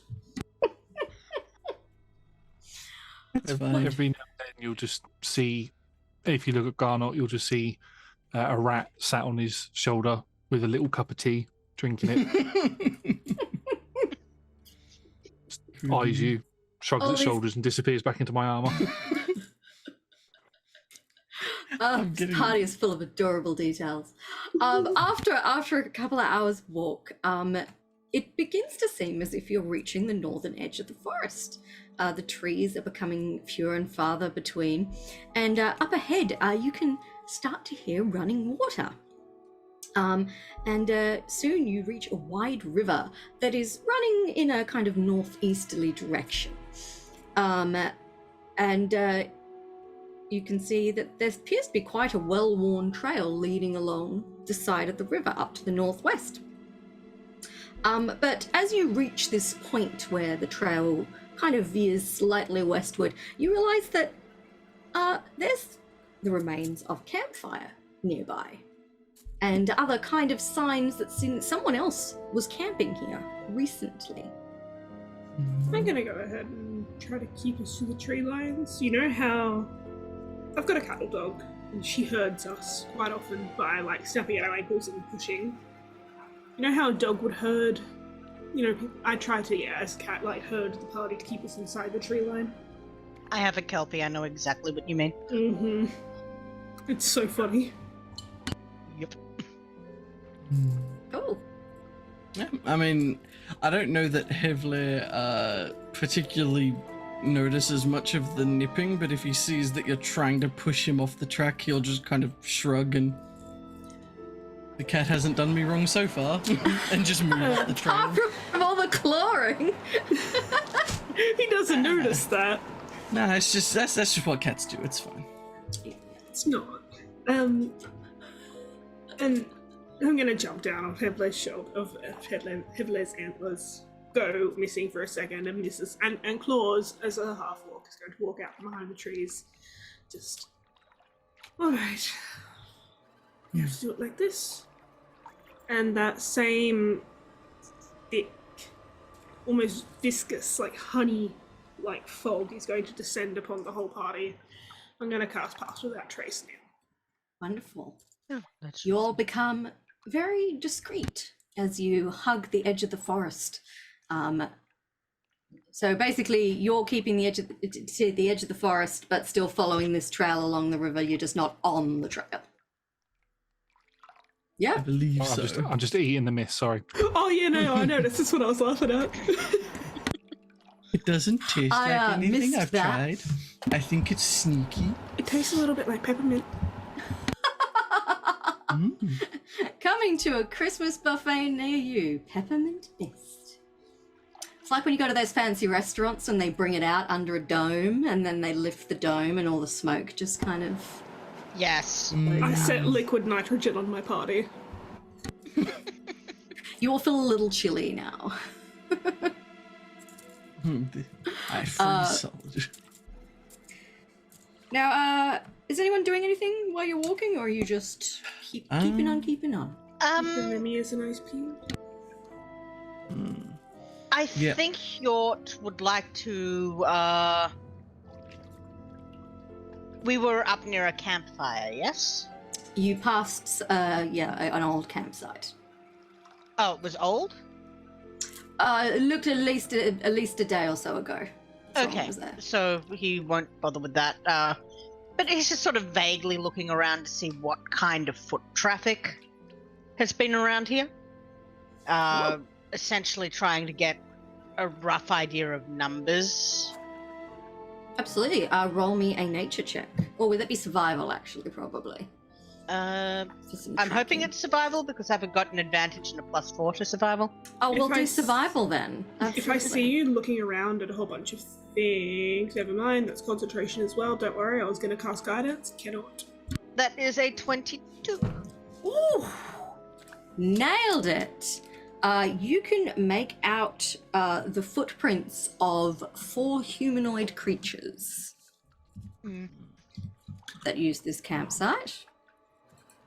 And you can also see the footprints of some kind of beast. It's large, paw-like paw prints. He'll relay this to the group, just at least 4.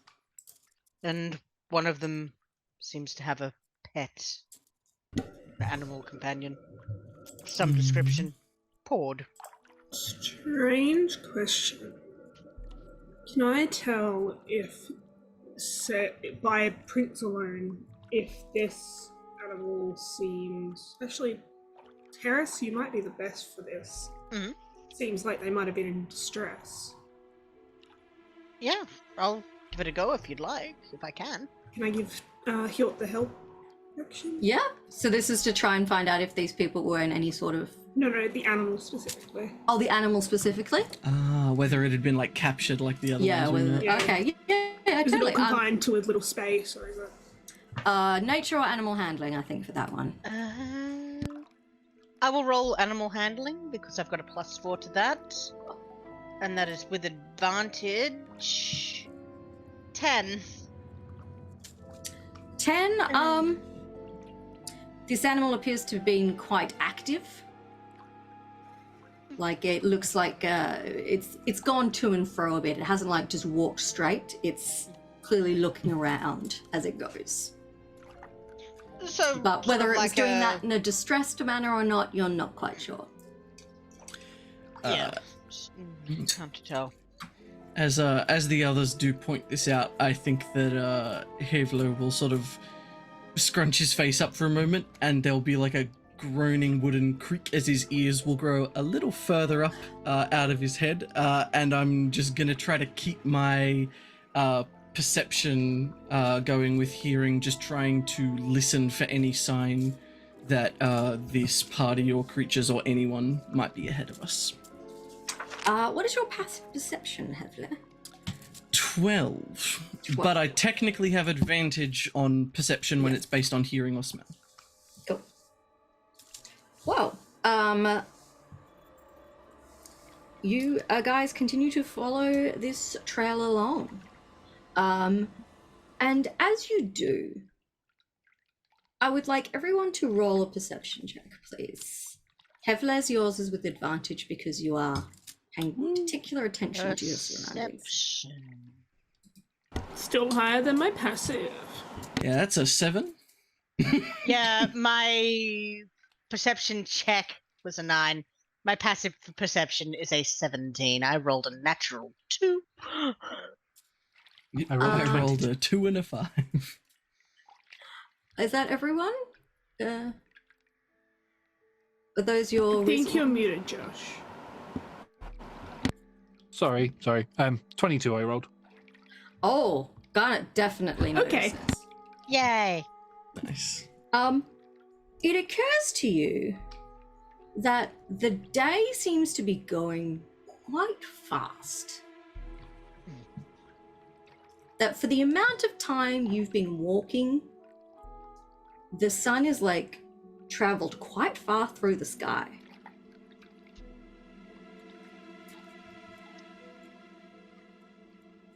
Hang on a minute. We're not in the Fae at all, are we? I don't know. Time seems to be going really quickly. Either we're getting to a point where day and night are going by, longer night, shorter day, or we've gone into the Fae and everything's completely messed up. Perhaps it's that terrible Scarlet Sage again. How This long one- did it take for my pass without trace to do? Was it faster than normal? How long does Pass Without Trace normally last? An hour. An hour? Yeah, it is gone. Was it quicker than usual? To your mind, it lasted an hour, like normal. But the day has definitely progressed more than that hour. Yeah, I'll relay that as well too. So the magic works, right? But the sun doesn't? Maybe it's just tired? Is everybody having fun? I don't know. Because you know what they say, time flies when you're having fun. So I don't know if that's got anything to do with it. I don't think I am. Havler is like pointing like yes, like in full agreement. Must be it. We're gonna be so tricked travel into with stepping in a people who are face so circle in smart. any second now. It wouldn't be my first time stepping into some sort of Fae thing. It's good to travel with people who are smart, yes. Not where? Yes. Where? Mrs. Claus puts her hand up. Yes, you. She's really playing this fake it till I make it thing. Well, I think maybe if we keep an eye on this on this sky, make how long the day takes to pass and all of that. But let's also follow these tracks. If these are the hunters that we're looking for, and they got some sort of tracking beast or something, they must be looking for something, I reckon. So, go in that direction, and if it's still in the same direction as the pool, then hopefully we'll bump into both of them at the same time, sort of thing. Sounds like a plan to me. Question. Have we heard any animals pitter-patting about? Roll me. Oh. Doing deception or nature, whichever you prefer. One's +1, one's +0, one's -1, so it's a nat 1. We're not going to worry about it. You're a little distracted by the weird ass sun to I'm like, yes. decide to listen for animal noises. Yes, there's animals around here, and it's just the mice in Hjort's. It's fine. Maybe they're still sleeping if the sun came early. I like the picture that one of the mice has just strung a little hammock between two of the little prongs. Amazing. Just having a Yes. chill. Yeah, that would be his original mouse that he's had since he was quite young. Well, All sort right. of. So we're gonna keep following the trail? Why not? Nothing. Plod bad. along. The second I think I hear anything up ahead of us, I'll recast Pass Without Trace, but until then, let's just Keep on stomp. keeping on. The day continues to pass unusually quickly. The sun's sinking and becomes afternoon and then evening before it really feels like it should. And as the sky grows dark, you hear a rumble. And then a streak of red lightning cracks in the sky ahead of you. Scarlet Sage. Oh, good. I thought that was my stomach for a second. You know, we can eat something. Yeah, and I'm gonna fish one of the almost spent good berries out of my pocket and hand it over. Oh, thanks. In fact, everybody can have one. They're spent anyway. Thank you. Still got a trace of peppermint on it. Havle looks like a bit lost in thought and sort of half turning towards the party and just... Has anybody been having fun? And there's another massive crack of red lightning from up ahead. That looks like fun. I'm Just not looks sure like your music idea of is fun and fun. mine are quite the same. But it does look like a threat. I think it must be the hunters. They must be having fun. Can I have a free transformation into a cat just in case this is Santa? For no reason other than I want to claw him. Last time I checked, Santa didn't herald his arrival with crashes of lightning, but that would be key. If we're looking for the evil cult, maybe we should follow the lightning. Or do you think it's like some sort of an arrow where it's sort of, and I do a really weird noise, where it ends is sort of where it's pointing to? Maybe it's helping them not get lost. The woods are easy to get lost in. I wonder Yes, what they're they definitely are. shocking. And if you guys have paused, every couple of minutes there is another crack of red lightning in the sky. I'm gonna go ahead and recast that Pass Without Trace now. If we don't pause, if we don't stop, does the lightning go off still? Yep. Ah, okay. I'll tell you what, this is a really shocking experience. How far away, sorry? If you pause to see, here's the trick, because now I have to think about how far it is. Because you have the flash and then the boom, and it's what, 1 kilometer per second, isn't it, for lightning? Yeah, like kilometer per Mississippi or something. Yeah. So it's pretty close, probably 1 to 2 kilometers away. Alright, I'll wait for about half a kilometer or so to cast the Pass Without Trace. No worries. You notice the trees are becoming denser again as you proceed. Can everyone roll me a perception check? You're gonna hear this eventually, but this is whoever's gonna get it first. And yeah, Hevle, if Is you're this still hearing? alert. Yeah. Yes, this is very 11. much what you hear. So you will have your advantage there. 15. 11. Lower Did you than roll the second one? Jess. That Yes. was- I so rolled had a 4 and a 7, I have cool. a +0. I believe. But you got a... 16. Wait, I thought I got a 15. Yeah, we I did. got Oh, two sorry, I 11s, rolled a 15. 13 and a 2. Never mind. So Mrs. Claus will hear it first, but Hevle, you will hear it moments after. And you hear the sounds of revelry. You can hear guttural voices, laughing. You can hear the sound of a fire burning. You can hear some really quite abysmal singing happening as well. There is some sort of nasty party happening up ahead.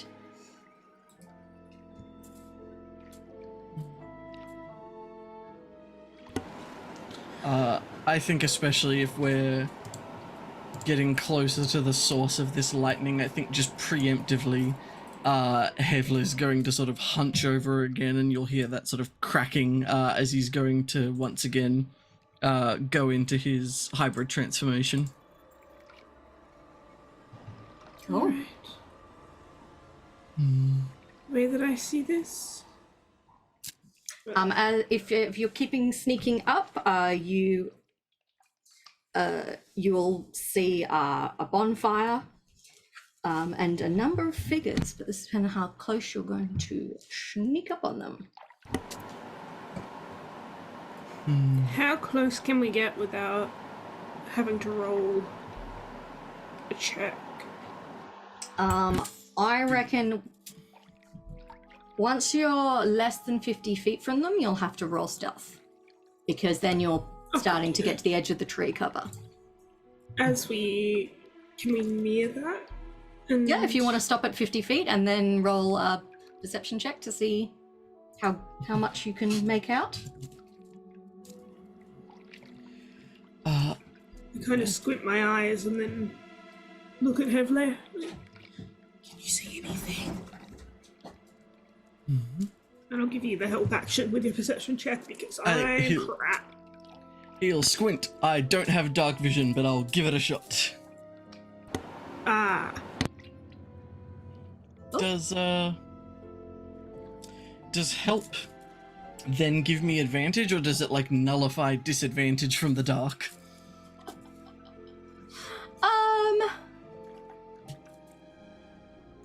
I'm feeling nice. Roll with advantage. Excellent. There is a bonfire, so it's not like it's pitch black out there. It's a 15. Yeah, okay.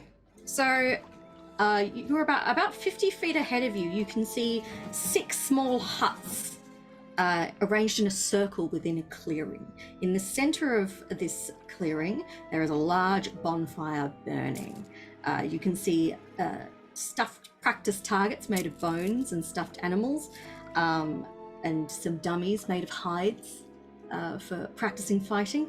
And around the bonfire, you can see a group of vicious-looking warriors. They're having a good time. They're clinking together bone mugs of some sort of presumably strong liqueur. Liquor rather than liqueur? I don't think they're liqueur people. And they appear to be eating from a pile of dead animals. They haven't bothered cooking these, they are eating them raw. So they've got fresh blood all over their hands and mouths from chowing down. And they're definitely having a celebration of some sort.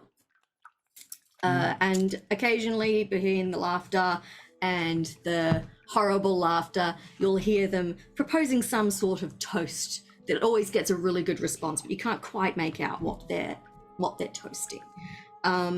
You can also see that they have 2 large wargs chained to posts near the camp.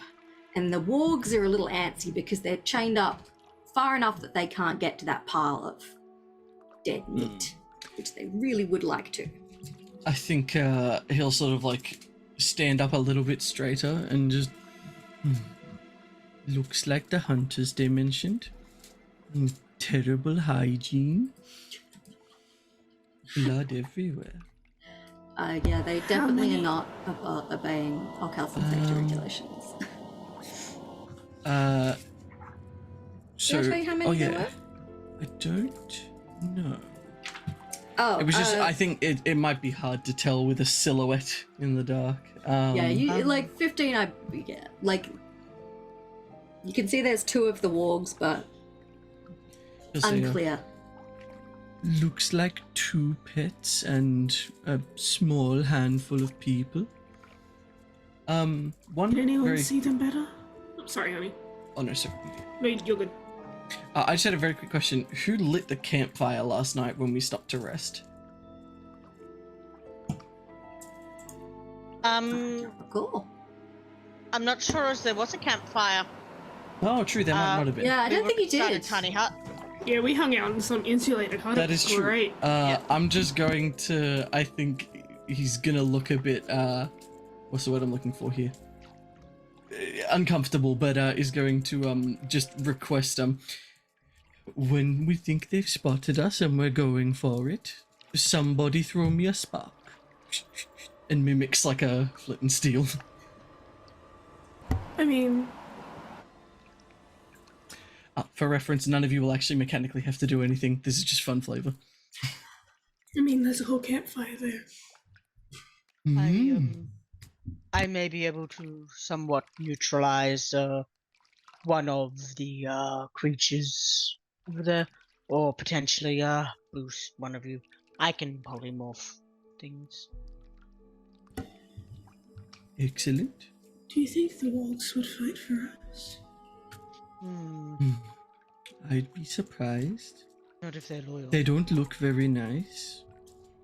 I could They may turn one be- into a giant snail. They may be loyal, but they're obviously not being fed very well at all.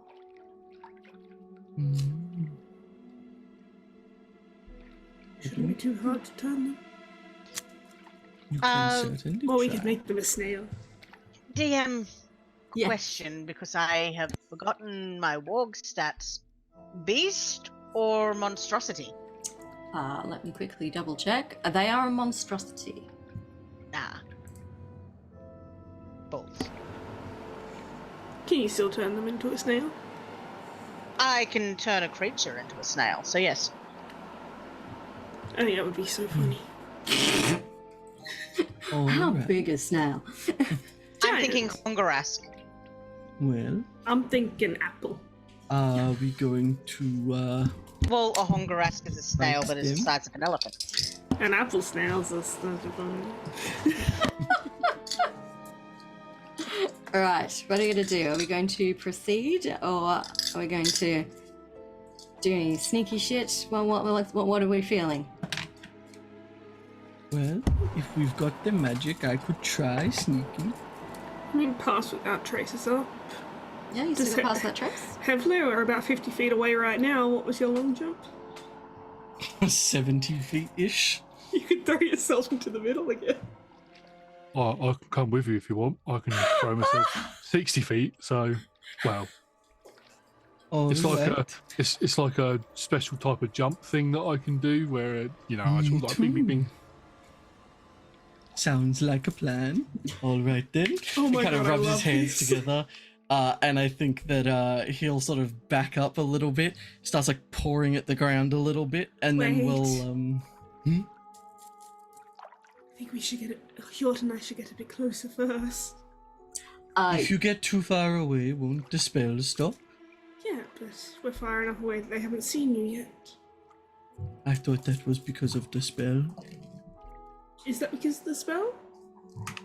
Or is it because we're hidden in the trees still? You I think I said as long as you don't go closer than 50 feet, you don't have to make a stealth check. Oh, Because they're being pretty loud, so you have to get reasonably close before they're going to spot you. Also, not gonna lie, I see wolf-like creatures and I'm worried about them sniffing me out. Or sniffing us out. I am sneakily rolling a dice over here, so you know. Don't say that. My mini one. Well then, if you're going to go, then you should go. do you think that's an alright plan? Like, Josh says no. I mean, it's really up to you. I mean, you're pretty tanky, obviously, because you're a moon druid. I'm not sure about Hjort. Hjort is I mean, not the very range tanky, on- but he'll be fine. He's mean, got with all sorts 50 of tricks up his sleeve. If we're only 50 feet away, Yeah, though, as well, true. most spells would reach with a little bit of movement, so... True. As you debate, one of the We'll be wargs fine. starts to turn towards the forest edge, and you see it kind of. And I think it's gives a now low or never. growl. Shall we? Yes, let's. What were you going to say, Uh, Josh? Sorry. I was just going to say, let's go. Yeah, let's do it. I think Havler will nod towards Garnot and take a couple steps back, pour at the earth, and then... poof, and I'm going to take a very quick roll to determine my precise distance as I can jump 71 feet long jump as Havler fully poof, clears the tree line and attempts to land right on the edge of the fire. I glow. I get a white aura that glows around me, and I'm going to use my psi-powered leap. It gives me a flying speed equal to double my movement speed, but instead of it being a flying speed, it's like anime bullshit where I will just sort of dart between the trees and then land next to Heavily. Incredible. Amazing. Flip so round and just good. land. A What? spectral wolf that looks almost identical to Fuzzy. It was Fuzzy, right? Yes, it was Fuzzy. It was fuzzy, yes. Is going to appear behind one of the men in camp as I am going to cast Healing Spirit, which is a concentration spell, and I'm going to go ahead and cast that at 4th level. 4th level Healing Spirit. And my bones are going to crack and snap once more as I'm going to transform myself once again into a giant elk in the spirit of Christmas.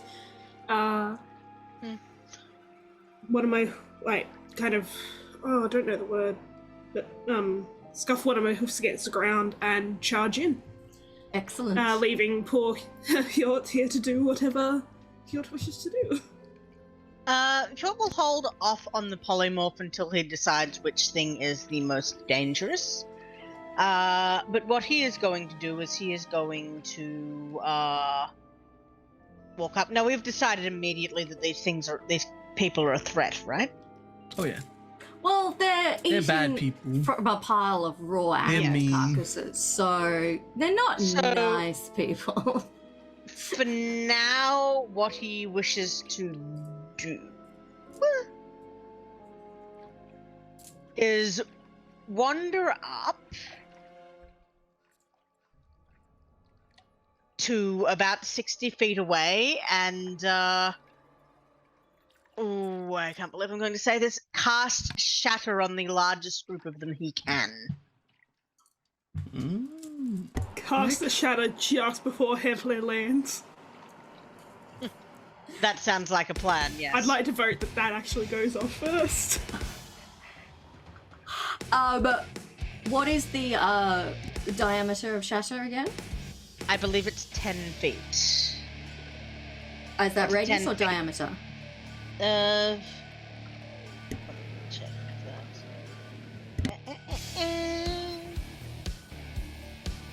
It's a 10 foot radius. 10-foot radius. Okay. Yeah. If you cast that, because I believe Hevle and Garnot landed on the side of the bonfire closest to you guys. That's Yeah. how it came across to me. So if you cast it on the other side, with a 10, Yes. you will be able to hit 3 people. Okay. They will need to make a con save, please. Excellent. So is this all happening before we get an initiative? Yeah, this is basically your God surprise.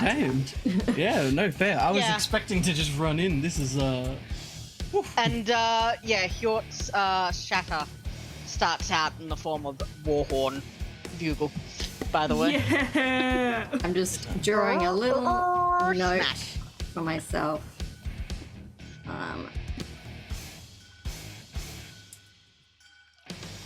Wonder if there's one thing I could do just before I land.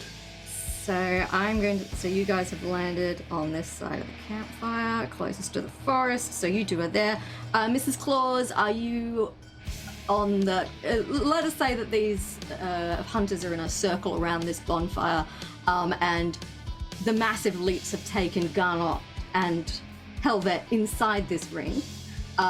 When you come up, are you staying on the outside of the ring, or are you trying to dash past to be in the center?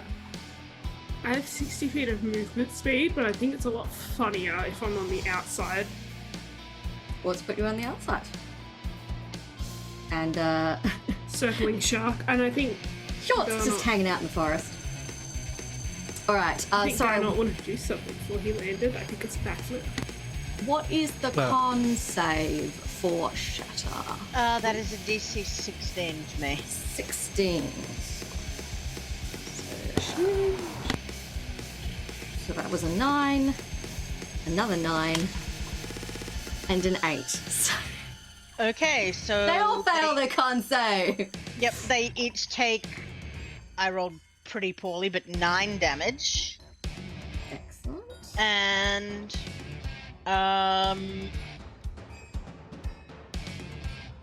okay.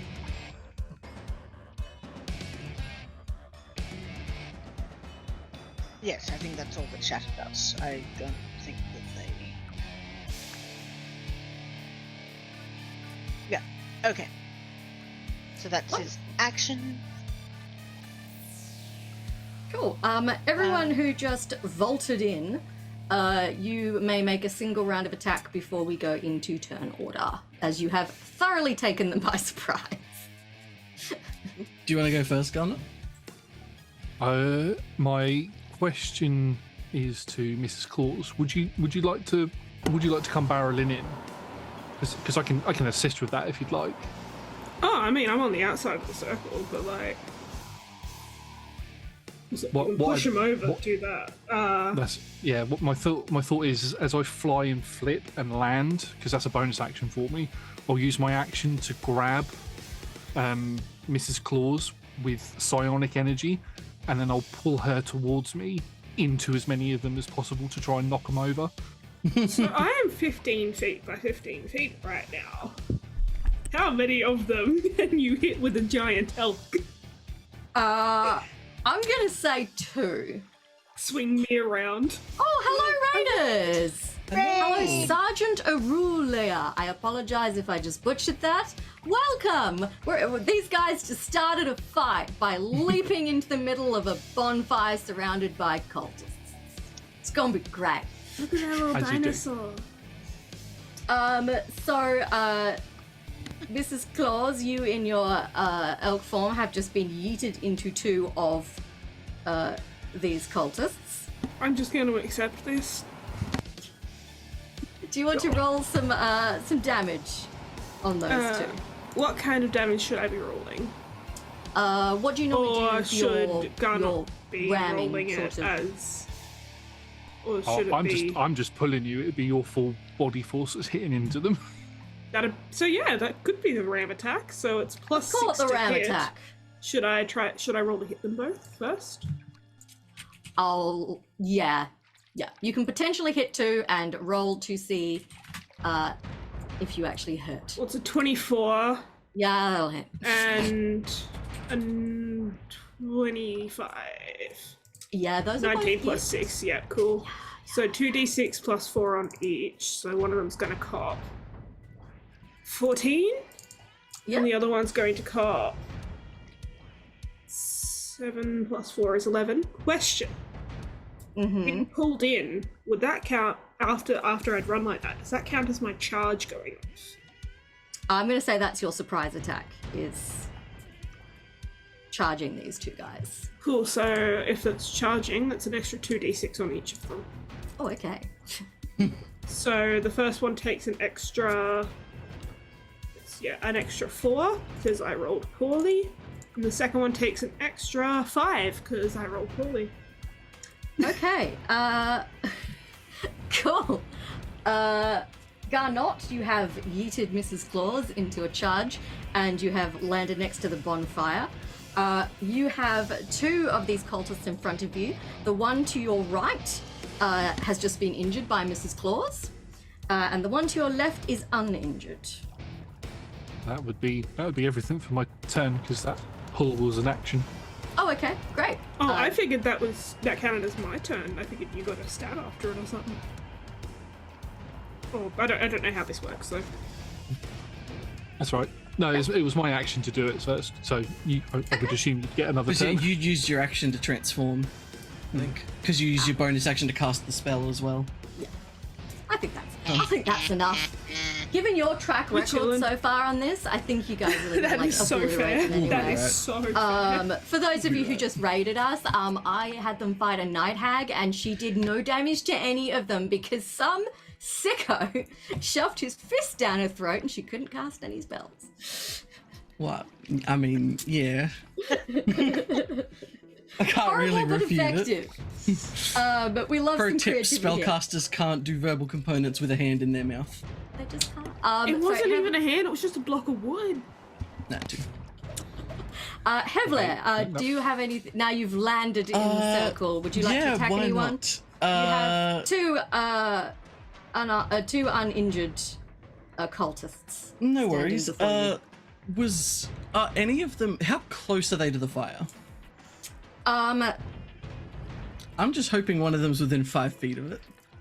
You are between it and the fire.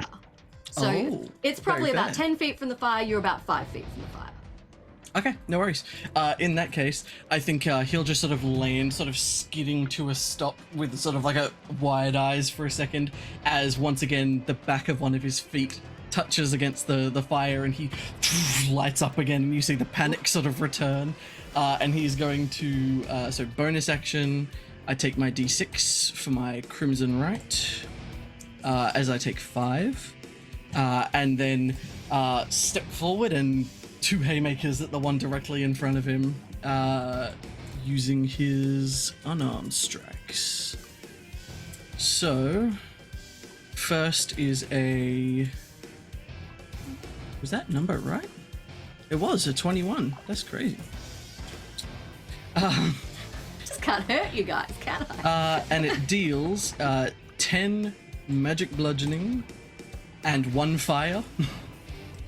And then the second punch is a 24. Nice. As What it was deals... that total there? So it was 11 on the first one. And then the second swing does... Better roll 15 total between the 2 damage types. Total of 15 damage.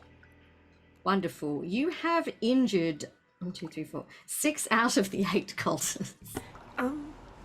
Feel free Love to say, oh, you didn't say this, but I did forget about the strength saving throw on those 2. Do feel free to be like, oh, you forgot to say it, so bad luck. No, that's fine. Strength saving throw. Let's have a look. Will a 14 pass? It will meet. So yeah. So a 14 and a 17. So I think Alright, so they they're both- safe. they both managed to stay on their feet, but they did not enjoy that at all. And So now, fair. if everyone could roll initiative, please.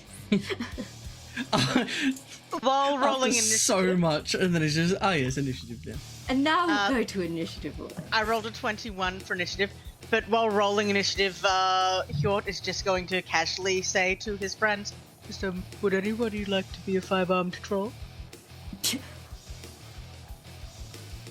You are standing 60 feet away, so you're going to have to yell, does anyone want to be a 5-armed troll? Yeah, I think he does yell that to his friends. Would anybody Can like to be a polymorph 5-armed do that?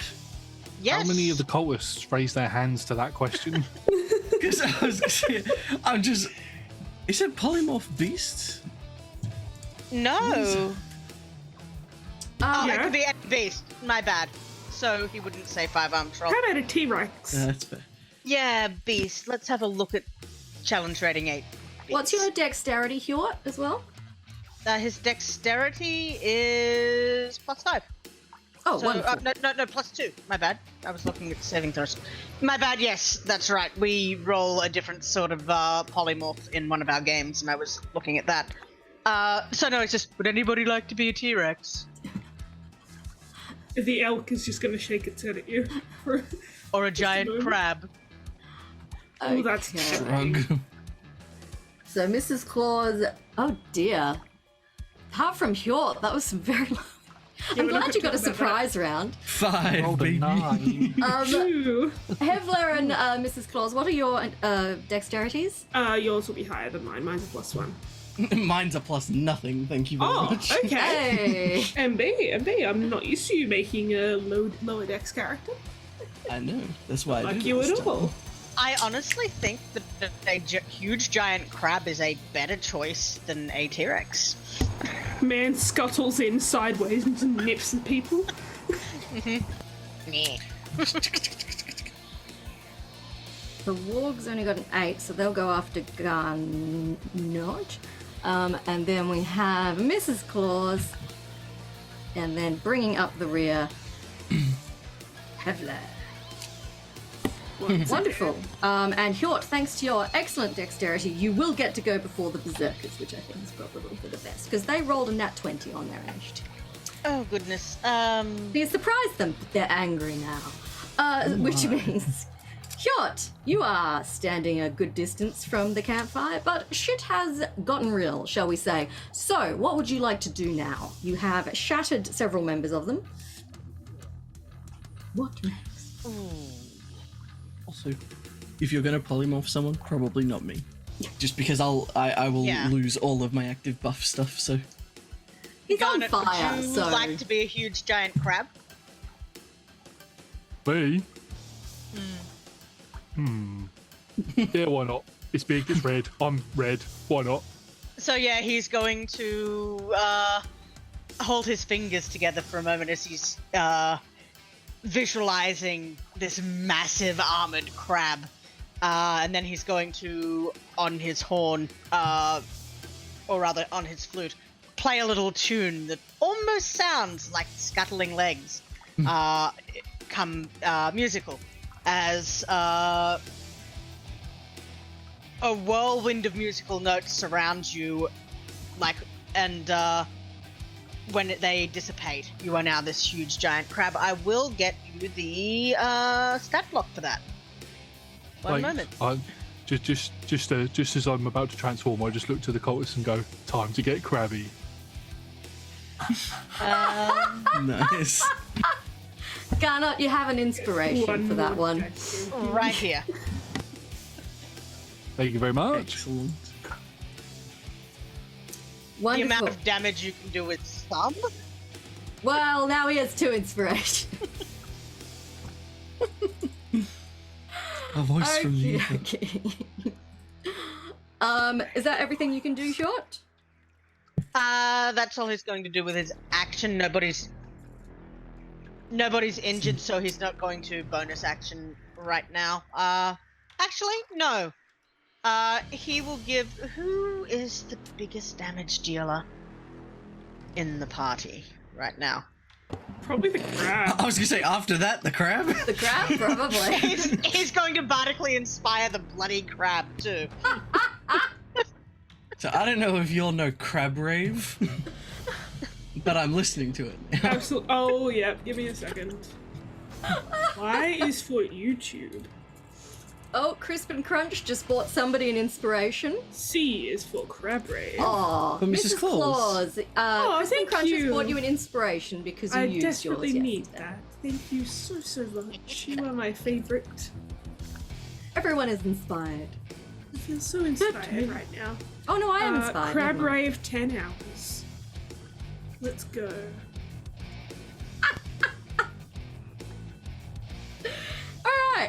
These berserkers are gonna start attacking you. Because unsurprisingly, they're not down with the shit that you just pulled. So, berserker number 1 is going to swing at Mrs. Claus. But I have a feeling that a 10 is not going to hit you. Not quite. Not quite. Okay. Berserker number 2 is also going to come around and try and attack Mrs. Claus. And that one got a dirty 20. Will that hit you? Majorly. Majorly. Okay, let us... So that is a... Wait. Oh, never mind. Never mind? Never mind? I think I may have been too slow to say that he'd like to use cutting words. Oh, that was the second one.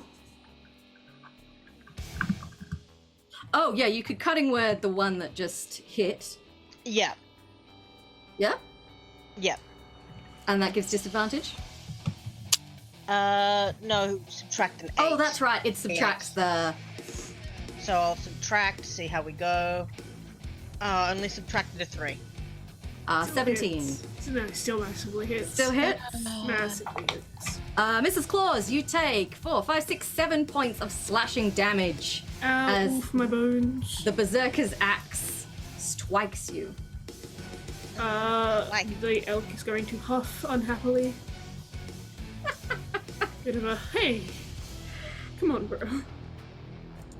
Berserker number 3 is gonna shake things up a bit and run over to see if they can hit Hjort with their axe. Will a 14 hit you, Hjort? Misses by 1. I have Nice. 15. Swing and a miss from Are they Berserker. within Information five- comes in clutch. Are they within 5 feet of the 15-foot goat?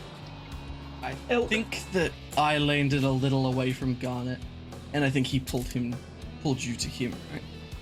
Bench yeah. Wisteria, But now thank you he's very much for the grown. follow, you bloody champion. Avast, matey, you wee scallywag. Hey, thank you, Vex Mysteria. Welcome to the craziness. So Great name. just So for no. geography's sake, campfire in the center. Mrs. Claus is currently to the west of the campfire. Hjort and Garnot are to the south of the campfire, and Hjort is as another 50-foot south. Is Garnot between Hjort and Mrs. Claus? Yes. Okie doke. Can't even stab that guy. There is a warg to the northwest, so nearest to you, Mrs. Claus, and the other warg is to the southeast, nearest to Hjort, but they are both chained up. So at the moment they cannot For now. engage.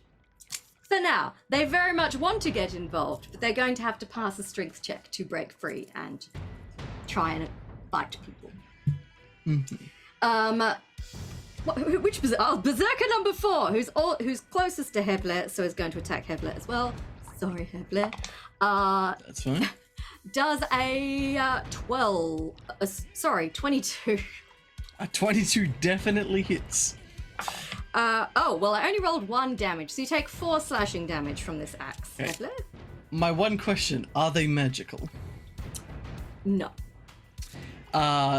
Due to my effective rage state while I'm transformed, I take half. You take 2 damage! I take 2 damage.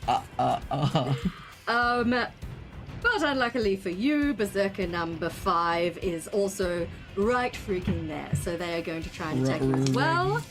They got that is a 6 plus 5, so an 11. An 11 will miss. They miss. Berserker number 6, however, is going to mix things up a little bit and is going to go for Garnot, or the giant freaking crab man. Crap, man. Is Mr. a Crabman. 17 going to pierce your crab-like armor? It is indeed. Oh, excellent. That is 8 non-magical slashing damage to the giant crab. Owie. I just saw the Can amount of hit I- points a huge giant crab has, and I thought I was tanky. Can I headbutt this guy? I love this. You are not near number 6, unfortunately. Alright, so he's the other side closest to him. Yeah, he is on the far side of Cool. Garnot. So Garnot is between you and Berserker number 6. Alright. But 7 I'm just or getting 8. my bearings. Yeah, 7 or 8. and 8 who are about to attack, you would be able to react to. So let's If see they don't hit me. as long as they don't hit you. So let's see if 7 hits. That is a 16 to hit the giant crab. That will hit the giant crab. The giant crab will take 8 slashing damage from Berserker number 7. And we'll cop these hands, but it's actually my head. And gets a headbutt for their trouble. Big headbutt, hopefully. Let's roll. 21. Well, yes, you slam your head into the Berserker. They do not appreciate. Excuse me. For a total of 11 magical. Ooh. Oh no, 12. Because of my. I keep getting to add my item. Keep forgetting Excellent. to add it. Everyone keep reminding me. This guy you just headbutted, you also rammed on your way in, so he's not looking. He's real pissed He's off. having a bad day. Which leaves final Berserker number 8, who is going to attack Mrs. Claws, and unfortunately, they crit. So you are going to take 7. 19 slashing damage from the It's axe. me? Mrs. Yep. Claws, yes. Yeah, I earned that. Let me do some maths. I did some maths. Alright, Ooh, and that is that all the should be Berserkers. Garnot, the Crab Man, it is your turn. Whoop, whoop, whoop, whoop, whoop, whoop. I would very much like to attack the cultist that just did the critical hit to Mrs. Claus, please. You certainly can attack Berserker number 8. Okay, so this is a +9 to hit. That's a natural 2020 for a 29. So that's Yeah. So I not really just went, no, you. that's 40 points of damage already. Because it's a 4d10. So, Cool. Anything else? 45 plus 4d10. Plus another 22, so that's 62 points of damage to No, that crab. 67. To that, 67. 67, sorry, 67, yeah. How do you do this? Don't even I- just. The plan is to grab it, and then because as part of the attack I grappled them, so the plan was to grab them and hold them in place for Mrs. Claus to headbutt them, but I don't realise how strong I am, and I accidentally snip them in half. Berserker number 8 is now in 2 pieces and no threat to anybody. Berserker number 9 has as- appeared. As that happens, do you mind if I quickly hop in with a reaction? I'm gonna cop a d6 of damage. I cop 2 damage as I think Hevle sort of again wide-eyed and sort of like jittering, kind of staring at all of the people in front of him. Witnesses one of them get snipped in half by the crab, and as that happens, I think his sort of fists tighten and his eyes blaze for a second, and the top half of the berserker falling from the what is it, the claw of the crab, like the arms kind of jolt forward, and I'm going to use my blood curse of the fallen puppet to have it make an attack against one of the berserkers near it as it dies. Oh, that's so Okay. good. Because that's a cool and totally normal thing for me to do. That is gonna hit Berserker number 7. Would you like to roll that Excellent. attack, please? Sure. What is its attack bonus? Horrifying. What is its attack bonus? Anyone else got the songs? Like, but, Pastor. Unfortunately, we can't play that for Yeah. copyright reasons, so you just have to imagine it. No, I know that. So what did the berserkers roll to hit? Oh, I do apologize. It's a +5 to hit from a berserker. Okay, cool. So because I burnt the 1d6, it's a +7, so a 19. Yeah, he's gonna hit his former friend. And how much damage do they do? It is a D12 +3. Excellent.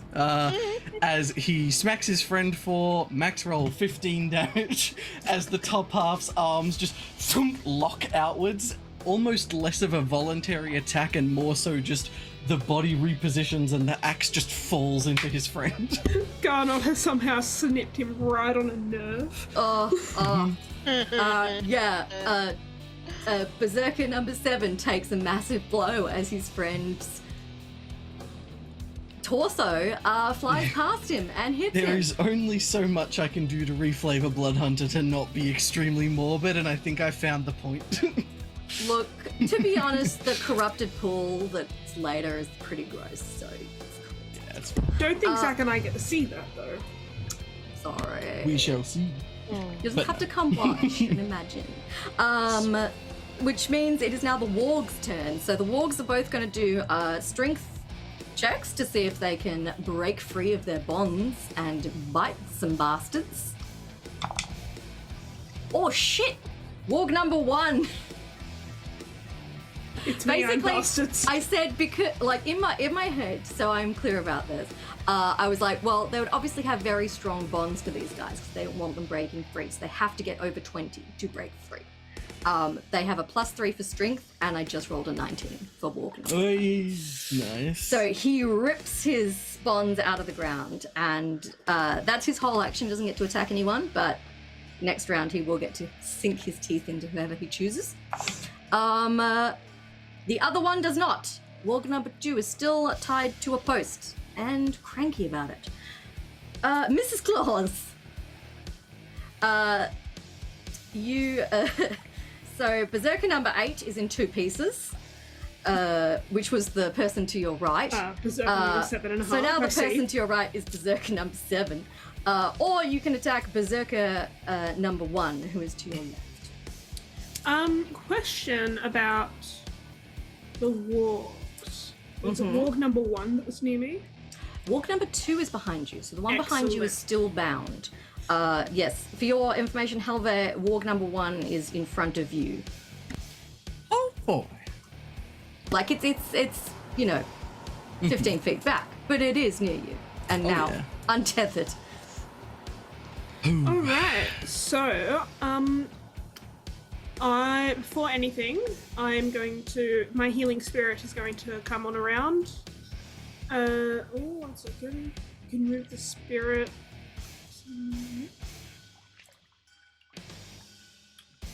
The healing spirit that I dropped, it's technically still there because I keep concentration.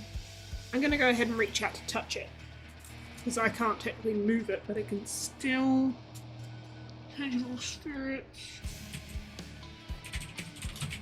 Swear you can move it. No, it's a verbal component to move it. But it's whenever you or a creature you can see moves into the spirit space for the first time on a turn or starts its turn there. So that's It doesn't fine. actually say it is. It just says as a bonus action on your turn, you can move it. Okay. I don't know. I don't even think I need to move it though because I'm That's trying to figure out where it would have been. I'm just going to go and take half a shuffling step to the left because I put it behind one of them. Don't know if I take an opportunity attack for that. Might do. Who are you putting this behind? Well, I'm stepping into its space. It was one she summoned it just before she charged it. And I summoned it behind a couple of the... Oh, the healing thing. Yeah. Yeah.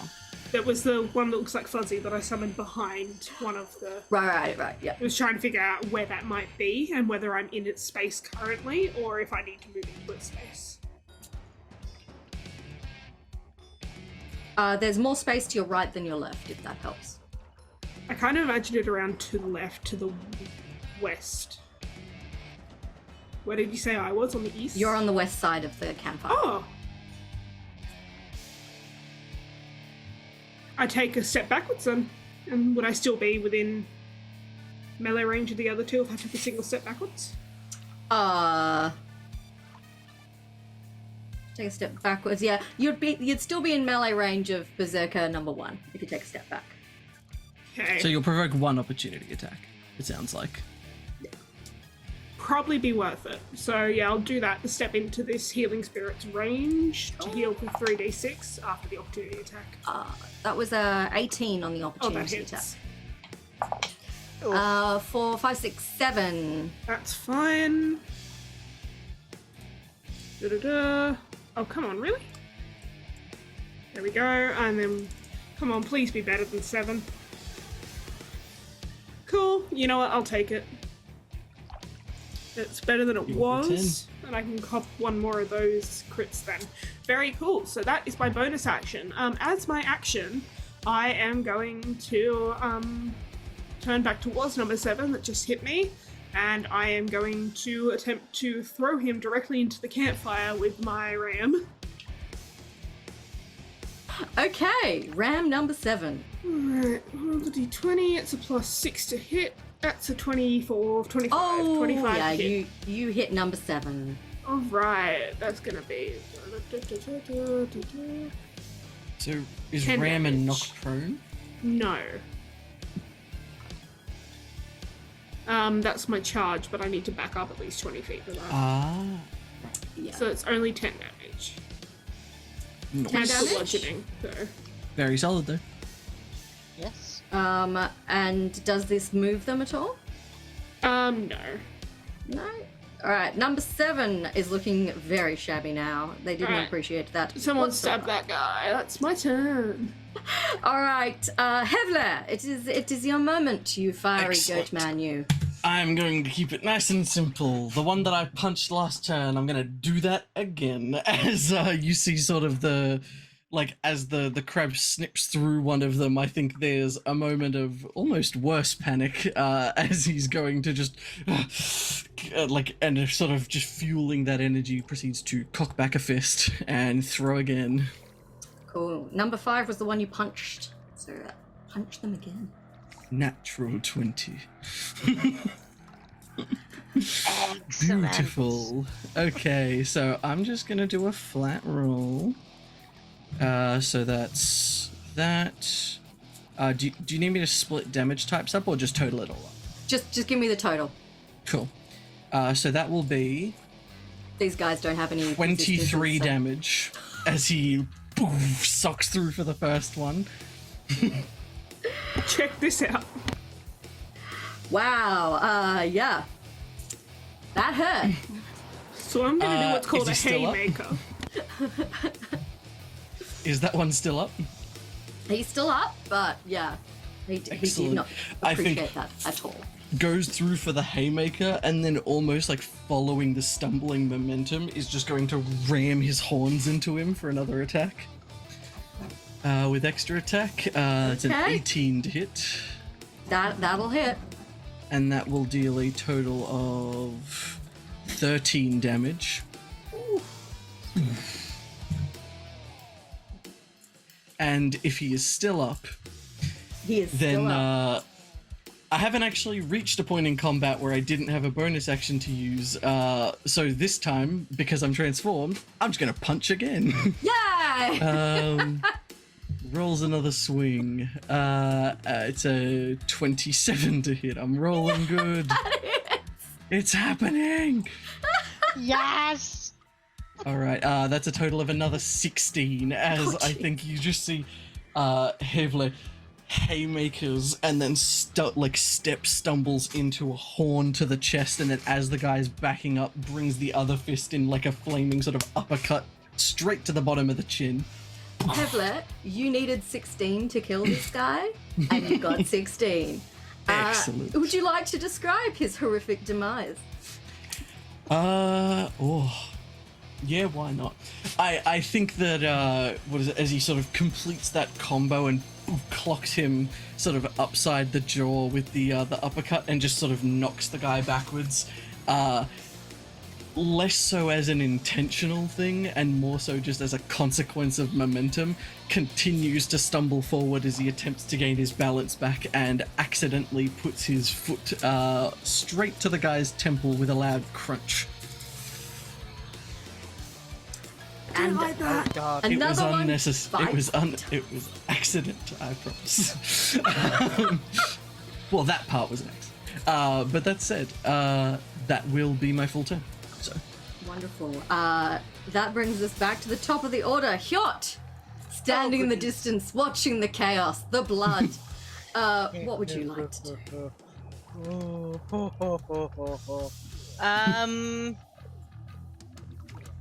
First things first. For that. No, that's concentration, so he's definitely not going to do that. Are they all spread out at this point, or are they sort of, or are some clumped together? So, on the side of the campfire closest to you, you have Garnot and Hevler have their backs to the fire, and then kind of surrounding them are berserkers 7, 6, 5, and 9. Could I place a shatter so as not to hit my friends, but hit some of those? Let me have a look. Sorry, I just realized you killed 5, so it's 7, 6, 4, and 3 are the ones. Excellent. Let me have a look. Because it's 10 foot radius. You could hit 3 and 4 with a shatter without harming your companions. I do that. Okay. Want me to con save from them? Con save. We got a 14 and a 8. Yeah, they needed to beat a 16, so each of them are going to take 19 points of damage. No. damn. That's a better roll. 19 points of damage, and then let me have a look at my bonus actions. I think I will bardically inspire Mrs. Claus. I feel so inspired right now. So yeah, I think he's just chanting the horns, horns, horns, horns at you. She's doing these ones. Wonderful. Okay, it is now the Berserker's turn. What's left of them? 1 and 2 are going to attack Mrs. Claus, because she is the closest. That is a 24. So I think that'll hit you. Nah, I'm fine. But I only rolled a 1 for the damage, so you take 4 damage. And Still the second one rolls 19. That massively hits still. And they rolled a 2 for damage, so you take 5 damage from that second one. Definitely looking a bit worse for wear. 3 and 4 are going to attack Hevler. That one crit failed. And that one got a 14. Will that hit you at the moment? 14 is one shot. The dice are repaying me for 3 my and 4 rolls last can't get their night. shit together. They miss. 6 and 7 are going for the giant crab. We have a 10. Nope. And another 10. No, So that was nope. a bit of a disappointing round. Unlucky. And with that sort of whimper of an attempt at self-defense, we continue. Garnot, what would you like to do? 6 and 7 are in front of you. I have 10 foot reach, so can I reach any of the others as well? No, not at the moment. Hevler is between you and 3 and 4, and 1 and 2 are on the other side of the campfire. Okay, I shall attack number 6 then. Garnot, use crab hammer. I love but Oh no, that's a hang on, +9, so that is a 13 to hit. And you are inspired. He doesn't need to be inspired. 13 is enough. oh, Good. well. I nearly rolled 4 D100s then. That would have been a lot of damage. He doesn't so much Just die as disintegrate, I think. That would be 25 points of damage. Ooh. Bludgeoning damage. Oh, and the target is grappled. Okay. And I'm pretty sure you have more health than the rest of the party combined at the moment as well. Cool. After taking several attacks. Number 6 is injured and grappled, but alive. For now. Anything else? Nope, that's it for me. That's it for you. Wonderful. Next is the wargs. So warg number 1 is now free, so he's going to rush towards. No. Now, interestingly, the wargs are famished, so they're not discriminatory. But unfortunately, Evelyn, you are the one closest. I'm right there. You kind of killed the guy that was between you and the wargs. That is true. You are the subject of its ire. That is. It's gonna run over and try and bite you. That is a 17. That definitely hits. Okay, is gonna roll a little. I can take a few of those though. You can take. Zach, You can take how some is nibbles. your health running right now? Oh, I'm fine. I'm at 83 out of 92, and again, all of that. Yep. Actually, no, sorry. All but 2 of that is self-inflicted. If anyone starts getting low, let me know because I obviously don't have your character sheets up. No worries.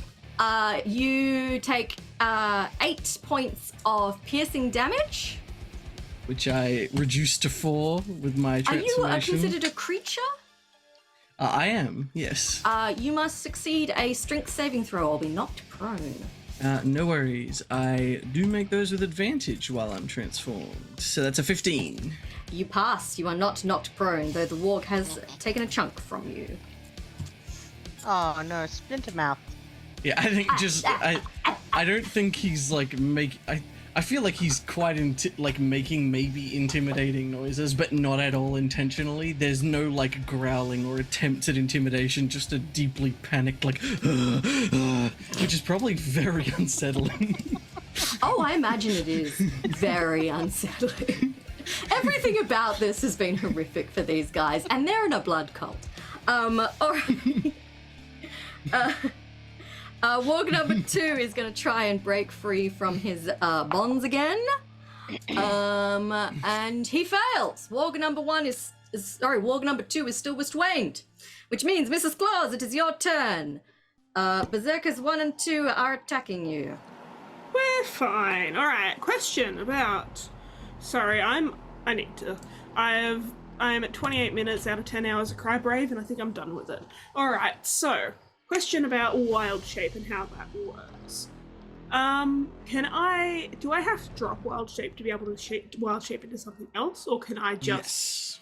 Yes. Fine. I use my action to drop wild shape, turning into just a normal half orc, and then I use my bonus action, because I am Circle of the Moon Druid, to drop to the ground, and her body starts to elongate and almost stretch, and her tendons almost start to pop, and you hear them kind of, even over the crackling of the fire and the din, you hear these horrible noises, as I am going to turn myself into a giant constrictor snake.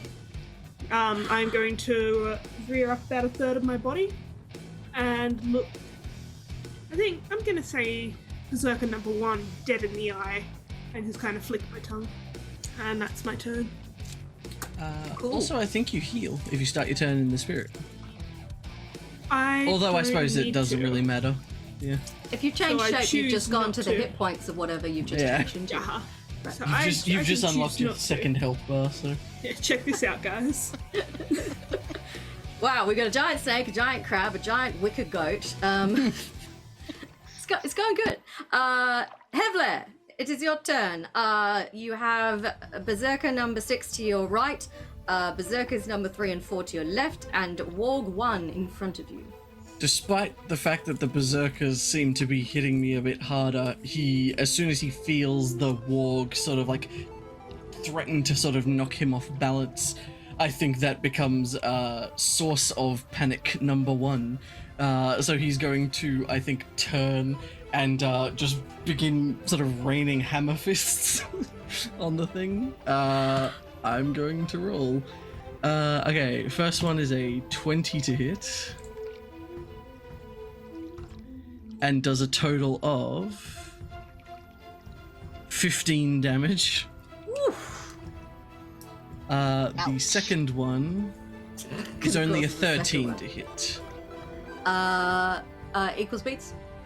Oh, excellent. Strike.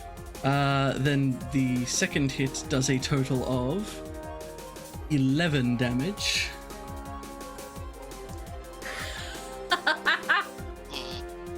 How do you do this? Oh, excellent. I think given that it's been 2 unarmed attacks, it's literally just curls both hands into like one massive fist and just kind of hammer fist down on the top of the head. Cool. Quick and painless. You cave in the warg's skull and it collapses to the ground. They're scary, but they're not super beefy. And you just did 26 points of damage in one round, so... And then with one last bonus action, I can make one more unarmed attack as he turns, still sort of half, like, what's the word I'm looking for? Bent over and just buries his horns into someone's stomach. Whichever would you like one turn is... to the left or the right? We'll go left, why not? 17 to hit. That will strike Berserker number 4. How much damage do you do? A total of 10. 10 points of damage. Very Blood hunters do a lot of damage. I love it.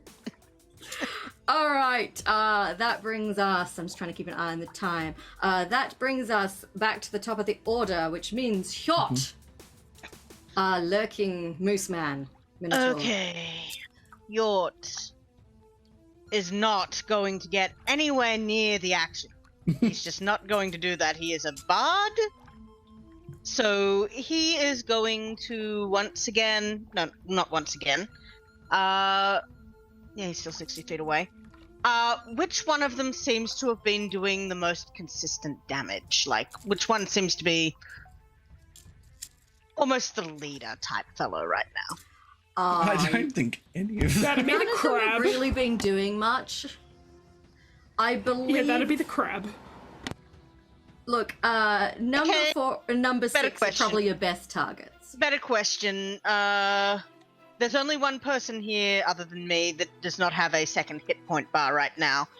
Who is attacking Zac right now? Number 3, number 4, and number 6 is technically attacking Garrot, but is On the wall. adjacent. Okay, he will I killed the warg. he will viciously mock number 3. Just to try and impose disadvantage on said beastie. So that is a wisdom save from them. And they're not very wise, so let us see. That is a 9. Yeah, so they're going to take 5 damage and have disadvantage on the next attack. He is then going to... Hjort doesn't so much say anything at this point. He just points and laughs at things to viciously mock, is what he has been doing. It's just that,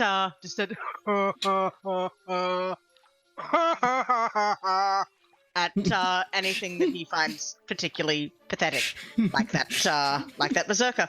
And then he's just going to throw a quick healing word at you as well for 9. Awesome. So not a I whole, am but since you don't nearly have a back to second full health, health. yeah, since you don't have a second health bar, he's going to try and keep everyone up.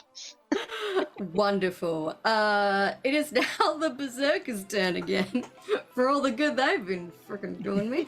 Alright, Hey, Berserker they number... stomped the crap out of me. They did. They got some good ones on you. So 1 and 2 are going to attack you again, Mrs. Claus. That is a 17. I like how you drew out the because I am a snake. 17 on the snaky girl. Oh, that big hit. Yeah, we're not going to talk about my AC. That is 9 points of damage. Ow! From Berserker number 1. Berserker number 2, however, rolled a 2, so only a 7, so I don't think they That hit. does not hit. Does not hit the snake. Okay, 3 and 4 are going for Hevle. We got a dirty Although 20. 3 has disadvantage thanks to the vicious Oh, they mockery. do have disadvantage, and that was number 3. So they only got a 10 on that one. So no, they do That's not a hit. miss. Number 4, however, got a 14. Will that hit? One short, it misses. Damn it! Well, number 6 and 7 are attacking Crabman, so... I think Oh, number actually, 6. I 6 think is grappled, number so he is disadvantaged as well. And he only got a 9. And number 7, please, number 7, just fucking... Okay, great. He got a 23. that So hits. he... Wait. I don't think you can decrease a 23 far enough. Surely. Oh, wait, what's the... Yeah, no. My AC is No. 15. 15. No, I can't, so never mind. Unless I use silvery barbs. Yeah. Oh, Oh! why would you bring that DM's bane here? Yeah. Fine. Funny. Silvery barbs me. Yep, so I have cast silvery barbs. You now have permission to just give the boss silvery Oh, barbs. yep. Yep. Just for fun. So you need to reroll. Dirty 20. So you need to use the lower roll. Yeah. So the That's dirty fine. 20 was the lower roll. Yeah. Yep. Yes! Then I get to choose advantage for somebody on their next attack roll, and I'm giving it to the crab. The crab takes 5 damage after all that. Yeah, that's about right. I will not tell you what my hit points are currently. It is now. Yeah, I can't read numbers that long. It is now Crabman's turn. You have Alright. advantage, and I believe you still have bardic inspiration. I do. And normal inspiration. I am going to attack number 7, I think. I'm going to try Yep. and grapple them. That was the one that just hit you. One in each hand. This will be with advantage. Double parking cultists. Yes, you've still got number 6 grappled. That is a... Oh, hang on. What did I actually roll? So that... Oh, it's not going to be very high. That was a 12. Oh, hang on. Bardic got- Inspiration. Bardic. D8. So that's a 15. Yeah, you hit. Yay. That is going to be... Oh, that's a lot. That is 23 points of crab hammer damage. How do you do this? So Garnot says this out loud, but because he's crab, he can't talk. But this is a trick that I learnt from my friend, and I'm going to try and ram my claw into the guy's mouth to try and stop him from casting spells. But I just fold him instead. Berserker And then have to number shake him 7 off. dies a horrible, horrible death. Just to quickly check, actually, you know what, yeah, I'm just gonna do it. I'm gonna use my reaction here as the claw snakes out and folds number 7. I think as the muscles sort of contort and he's thrown backwards, he's going to seemingly accidentally toss his axe through the air, and he's gonna make an attack against number 6 in his other claw. As I'm gonna use my last blood maledict to do Curse of the Fallen Puppet again. Which I think will have Roll that advantage. attack. Has Alright, advantage, cool. doesn't it? And I do burn I rolled a 16 on the dice. Yeah, that hits. And I did say I was going to do the damage, so I'll still take it even though I don't need it, because I said I would. And it deals a d12 plus 3. So much more fun than a T-Rex. 10 plus 3, 13 damage to the one in his other claw as his axe flies out and cuts the... He didn't like that, but he is still alive. That is a-okay. The wargs are up next. Warg 1 is dead. So Warg 2 is going to have another go at breaking free of its leash. And it fails! Which means it is Mrs. Claus's turn. You have 1 and 2 are still trying to kill you. Awesome. So what I'm going to do is I'm going to look at number 1. Wait, was it number 1 that I veered up to? Yes, but number 1 is the Awesome. one you are currently intimidating. Excellent. So I am going to, quick as anything, snap out and wrap the top of my body and then the bottom of my body. No. Bottom, yeah, no, top first. I don't know. I'm gonna constrict the hell out of this guy. Okay. One creature. Cool. So that is a +6. Oof. I'm gonna use my inspiration. You're also Good call. bardically inspired. Yeah, but that that was an 8. Mm. 9. It's a 15. That'll hit. Should I? Okay, cool. Yes. That's Very going nice. to do. Well, 16 technically, haha.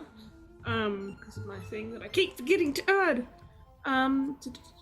Sorry, my brain is not. Hit 2d8 plus 4 bludgeoning damage, and the target is grappled. With an escape DC of 16. Cool. So what's that? 2d8. Ba-ba-ba-bum. It's a 9 plus 4 plus 1. It's a 14 damage. And he is grappled. So until the grapple Okay. ends, he is restrained. Attack roll. So he has disadvantage on his attack rolls, and any attack rolls against him have advantage. And he has disadvantage on dex saves. Excellent. And no, he can't move, obviously. Anything else from resident snake lady? Purely flavor, but I'm just gonna start like biting at his head. So I think it'll upset Just chewing people. on him a little bit. Yeah, just testing, you know? It's like, this is dinner. Could be, let's find out. Hevler, to your right, Berserker number 6 is in a crab claw. To your left, Berserkers 3 and 4 are still trying to kill you. What would you like to do? Are either of 3 or 4 injured? They are both injured. Roughly the same Excellent. amount. I will pick one at random. We'll go for 4. Okay. Punch time. As you watch him just kind of again, like almost, I'm imagining kind of like drunken master style, but like with none of the fluidity. There's no like, sort of swaying movements and unpredictability. It's just a man who really doesn't know what he's doing here anymore. Just swinging. So I will... First one is a 20 to hit. Yeah, I think that'll hit. Does a total of 13 damage. 13. He's still alive, but he don't look Excellent. so good. Then I'll swing again, once again with the horns for the mix-up. A 13. 13 equals beats. You strike him. Which is going to be a total of another big roll, 14. Ooh, he's still alive. Still alive. No worries. hanging in And there. one more horn attack for a 14, which will be a hit. How do you do this? Another big roll Oof. for 13, as you see him sort of first one haymakers across the face and then buries the horns in, but then rather than sort of mixing it up with another punch, actually just stands kind of lifting his head and tossing him back over his head as the man's body lands in the fire. Cool. Ow. Number 4 is dead and on fire. We love to see it. We That return is to the the end top of my of the turn. order. Oh, sorry, did you have anything else? Nope, that's everything. Nope. Great. 4 cultists remain. Oh dear. And Hjort, it is your turn. Oh goodness. Hjort is going to turn his attention to the warg, I think, which is how far away from him? You are. It is about 75 feet away from you. It's just the one on the opposite side. He will move up the 15 feet, trying to skirt most of the battle. Mm-hmm. And he's just going to shatter that wall. Sure. Fuck this guy in particular.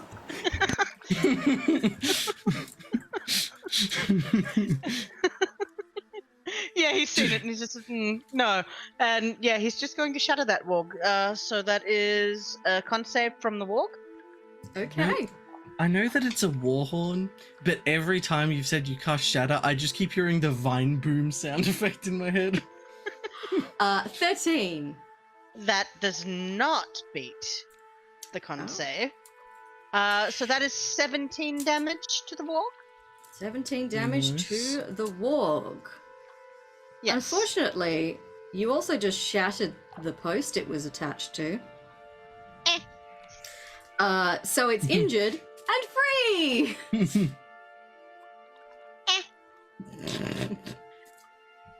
Yeah, you're not in any danger. Like, it's got several people to go through before it He's gets like, to "They port, so can Hjort's take going to be it." fine. That's okay. Yeah. That was my second level spells slots gone, but I've still got 3 third level spells. I nearly warned you, but I felt like I No. wanted to give myself an advantage. I knew You what I was deserve this one, girl. I knew what I was getting into. It's fine. Okay, it is the remaining berserker's turn. Number 1 is grappled, wrapped in snake, shall we say. So let's see if they can overcome this disadvantage. Wrapped in snake. Will a 15 hit you? 15, was that with disadvantage? Yeah, it was a 20 or a It 15. will hit me. Hey! That is a 9, 12. It stabs your snaky coils for 12 points of damage. Rude. I chew on its head a little bit harder. And Berserker number 2 is still there, so he's going to have a crack as well. He gets an 18, so that will hit 2. I chew on his friend's head a little bit harder. He only rolled 1 though, so he only takes 4 damage. Ooh. Still hurt. Oof, ow. Number 3 is Hevler's only foe currently. And he also has disadvantage. Which I rolled a 19, so that's sad. 13 plus 5, 18. That'll still hit. That hits. Excellent. I rolled another 1. You are That's only 4 suffering. damage though on you, Hevler. I think you'll survive. But yes. Which leaves the final berserker, number 6, who is grappled, who is going to try and hack at Crabman. Also with disadvantage, and he crit fails. He slices himself for 1 damage. Whoops. Unfortunate. And thus ends the sad attempts of the berserkers once again to defend themselves against your incursion. Garnot, it is your moment. I would like to attack number 6, who I have grappled at the moment. Please. Is that with? Yeah. it's Are good. you like just switching him from claw to claw now? Yeah. I'm picturing the Hulk in the Avengers where he's just smashing. See, Yeah. I got the I'm mental seeing image of a crab juggling somebody, and that's kind of terrifying. I'm seeing like soccer juggling, yeah. Use my inspiration. So that is a 24 to hit. Yeah, you hit. That'll do it. That'll do. That is going to be 40 points of damage. This rolled- probably goes without saying. Holy. But, how do you do this? I rolled 2 10s, a 9, and a 6. I see the 2 that are piling in on Mrs. Claus, so I take a step forward from the fire and I just yeet him up in the air and he just falls on the fire. I'll just move towards Mrs. Claus. Alrighty, Nice. number 6 is down and dead. Incredible. And that's my turn done. Just wiping through these guys. Man killed him with half a volleyball serve. Just Yeah, people think volleyball's a soft sport. They don't know the damage that can be done. This cultist is blasting. Especially emotional, apparently. Okay, warg number 2 gets a chance to bite Mrs. Claus now. Mean and rude. And it rolls Sorry. a 23. That doesn't hit. It was worth a shot. It hits. Very, very, very bad. Sorry. You Too many take dice. 13 points of damage, I didn't like how many dice were rolled just then.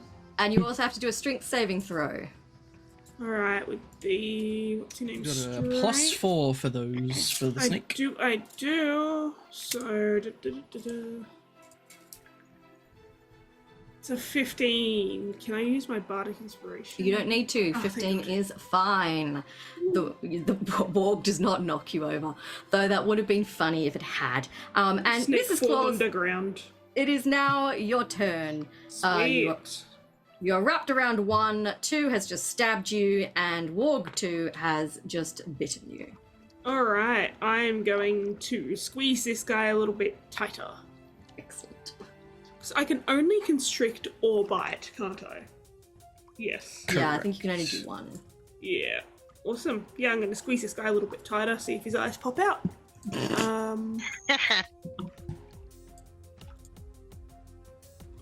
That is a 19 to hit. That'll hit. 2d8 plus 4. Plus an, 20 to hit, technically. 2d8 plus 4 plus an extra 1. So 2d8 plus 5. It's only a 13. 15. Not bad though. And he's grappled again, because it's very funny. He's still okay. Like, well, he's not okay. He hated He's a that. bit grappled. But he's alive. He's For alive. now. For now. I will change that eventually. And Hevler. All right. Number 3. There's one more in front of me, right? Yeah, number 3 is still alive.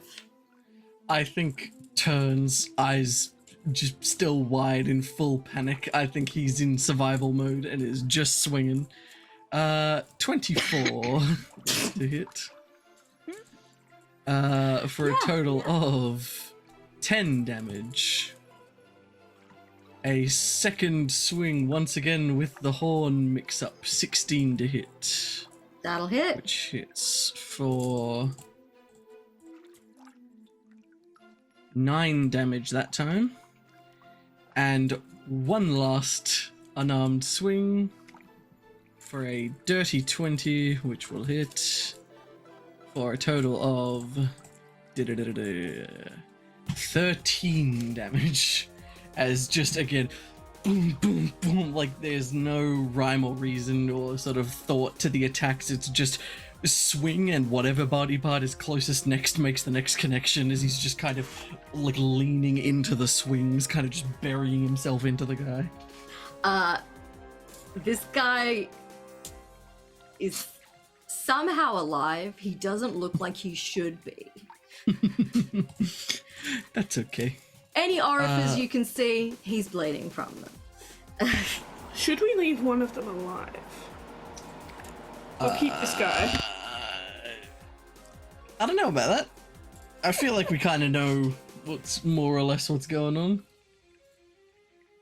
You know, evil cult ritual, where the lightning's going. Very heavily of you. This makes it Hjort's turn again.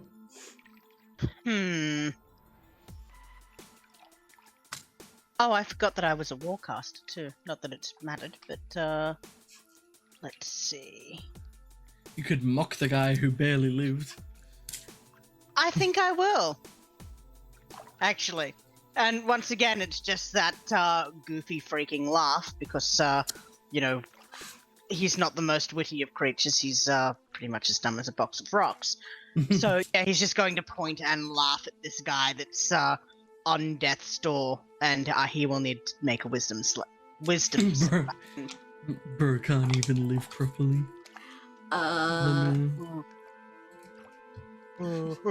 I assume a 6 doesn't. Nah. Cool. That's 6 damage, and if he lives, he has disadvantage on his next attack. He does not. Apparently, being laughed at by Hjort is just the final blow in a long, disappointing evening. He And died just- of shame. That's really relatable, I'm not gonna lie. Someone laughs at me and I'm like, I'm gonna go pass away now. It's like, I die now, rather than live with the shame. The shame. The mental image of someone ragdolling to the like Seinfeld laugh track, I think, is very good. Yes. Seinfeld specifically. Yes. Is Mrs. Claus's snake hit points going? On a scale of 0 to 60, I'd feel like I'm at about a 22. Hmm. I'm fine.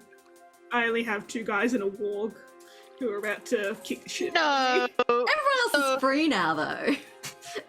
So you are now taking a coming level for the 3 assist. healing word from Hjort Oh, bless. for 13 hit points. Nice. On a scale of 0 to 60, I feel like I'm a 35. Yeah, that's slightly more beefy. Unfortunately, you are about to be attacked again. That's fine. Don't know what you talk about. So the one that's grappled is going to try and stab you again with disadvantage because he is being held, and yes, he fails epically. So his buddy number 2 will try and stab you again, and he also misses. Your snaky form is just too I'm nimble. so sleepy. You've hypnotized them. Far from the light. And Not, you are now free to go after either Warg 2 or 1 and 2. Well, 1 is grappled by Mrs. Claus, so that might be inconvenient. I'm gonna move over to walk 2, and I'm going to nip it. Nip. That is a 26 to hit. Ooh, yes, that Oh. you claw him good. That is going to be 24 points of nip damage. He's so dead.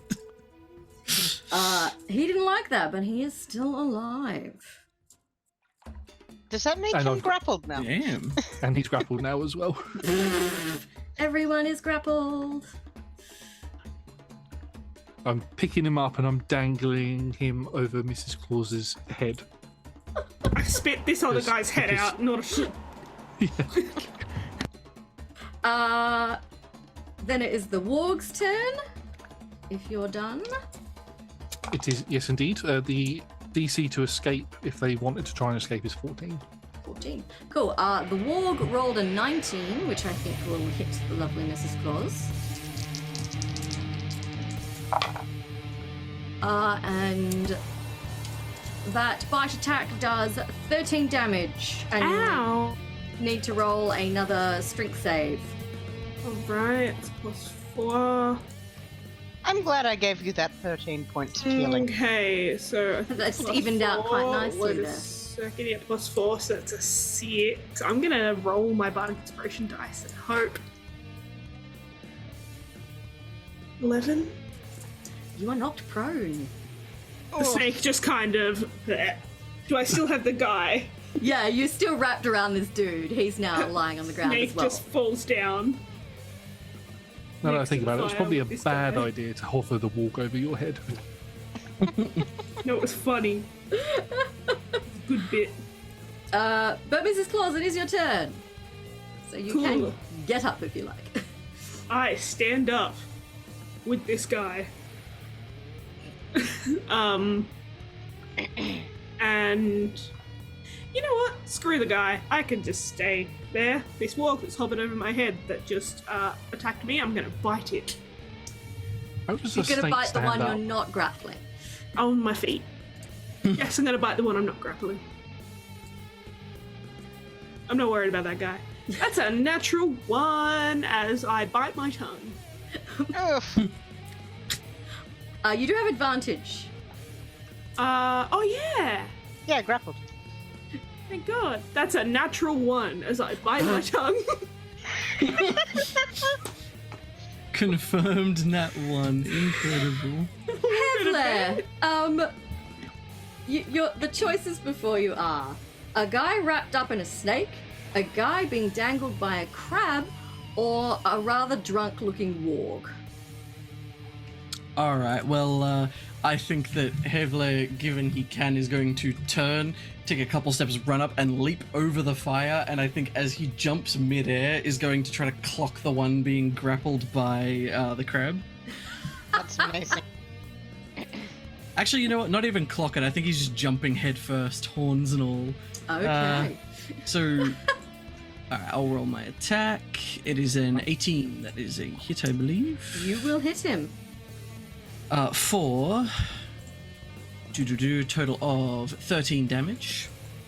I'm picturing Luigi from Super Smash Bros. When he does the rocket thing. Literally, exactly that. That hurt, but he is still Excellent. alive.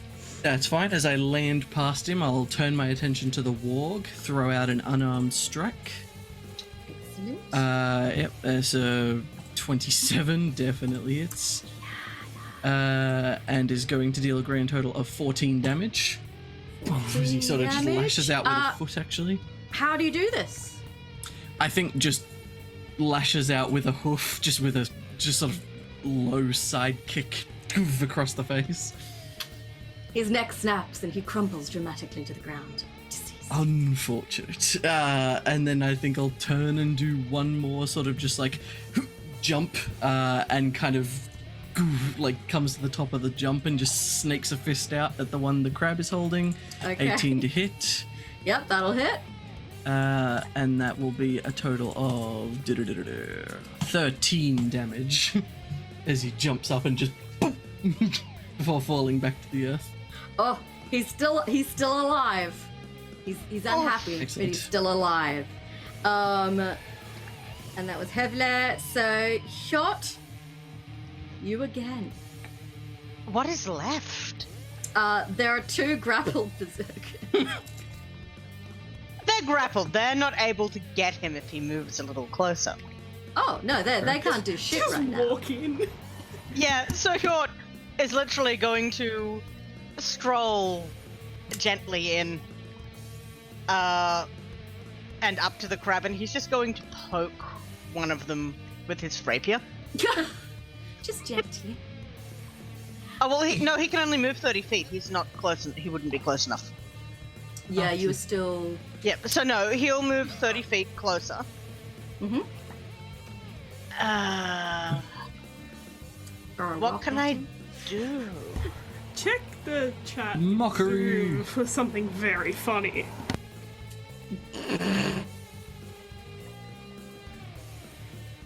I am not going to do that. Wise. No fun. Why? We both have secondary hit point bars. Hjort is dumb, but he's not quite dumb enough to do that. No, he is going to... See, I've set him up as a sort of support, so there's not much he can really do other than viciously mock. So, once again, he will just, You're in a bit of a pinch, aren't you?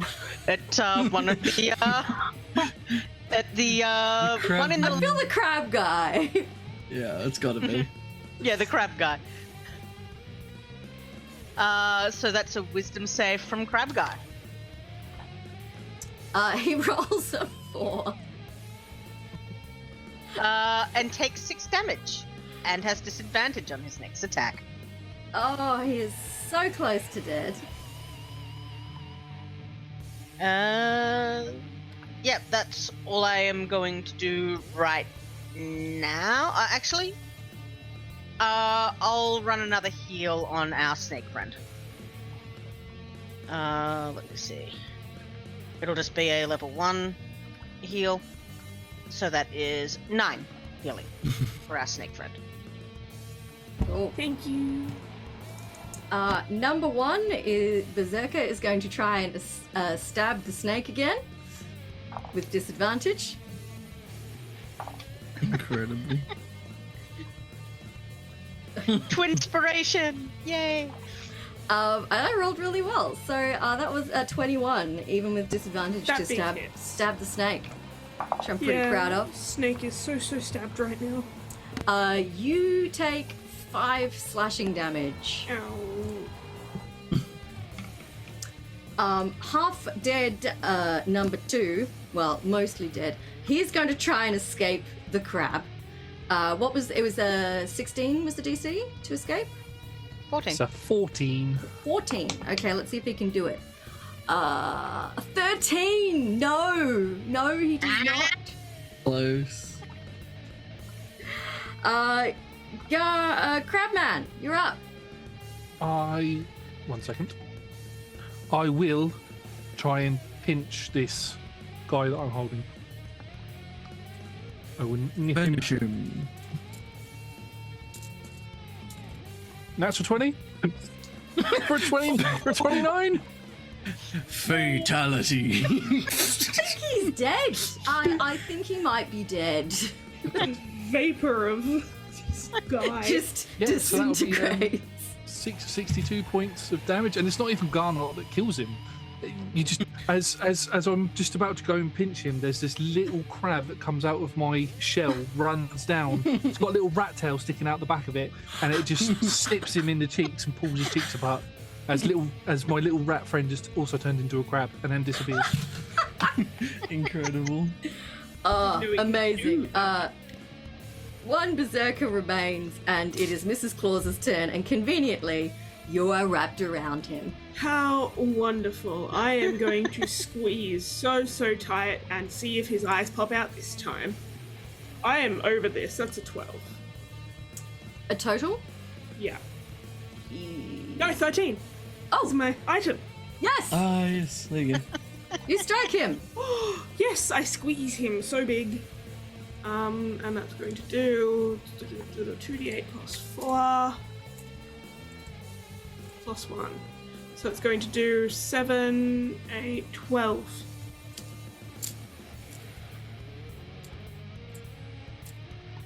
His eyes are boggling out of his head, but he is somehow alive.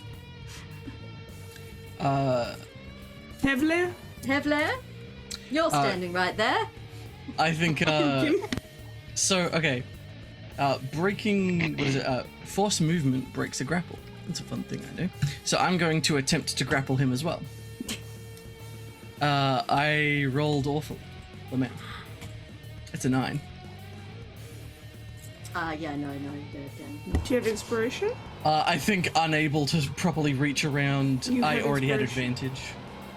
Because of my, what's it called? My rage thing. Do you have bardic inspiration? He gets to hit again anyway. Okay. I will burn an inspiration then. Why not? We'll give it one more try. And I'll roll this one without advantage. Just a flat roll. It's actually an 18. And why not? I'll add the D8 to that. Like him. Valid.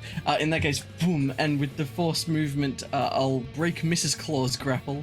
As I think, mechanically, I'm going to take one step towards the fire and then use my other action to make another athletics check and shove him into it. But for flavor-wise, reaches in, I think, grabs this guy more or less by the neck and effectively just turns and full overhead, like, sort of hucks him towards the flame. So I'll make another athletics check. I rolled a Suplex him grand into it, don't you? total of 19 19 damage? on my athletics. 19 athletics to throw him into the fire. Mechanically, I'm just shoving him 5 feet in. So he gets to make a contested strength check to avoid that. Oh shit, that was a 21. So... I only Go for had one Bob's, inspiration. I think. It strikes again. And he crit fails! Into the fire he goes! Just grabs and just... Whoom, And you now have advantage. I- But I like to think that you did that so well that I didn't actually have time to let go, and the snake just goes with him and goes flying off into the distance. I just don't want you to go in the fire as well. I know, I go flying well past that. But yes, I'll throw him into the fire, however much damage that does to him. Oh, and Zac, you now have advantage Oh, from excellent. silvery bubs. Just say. Hang on, Oh, how much damage? Wait, he was being kind of body slammed, isn't he? I mean, I guess. What... Mechanically, what happened is I just kind of go, "Eh," and then stand him in front of the fire and give him a push. But for flavor, yeah, it was a. Goes to sneak. What do you take? What's the minimum falling damage? Anyone off the top of the head? Minimum would be 1d6. Okay, so he's going to take a d6 of falling damage and a d6 of fire damage. Sure. For a total of 6 damage. So he's still alive!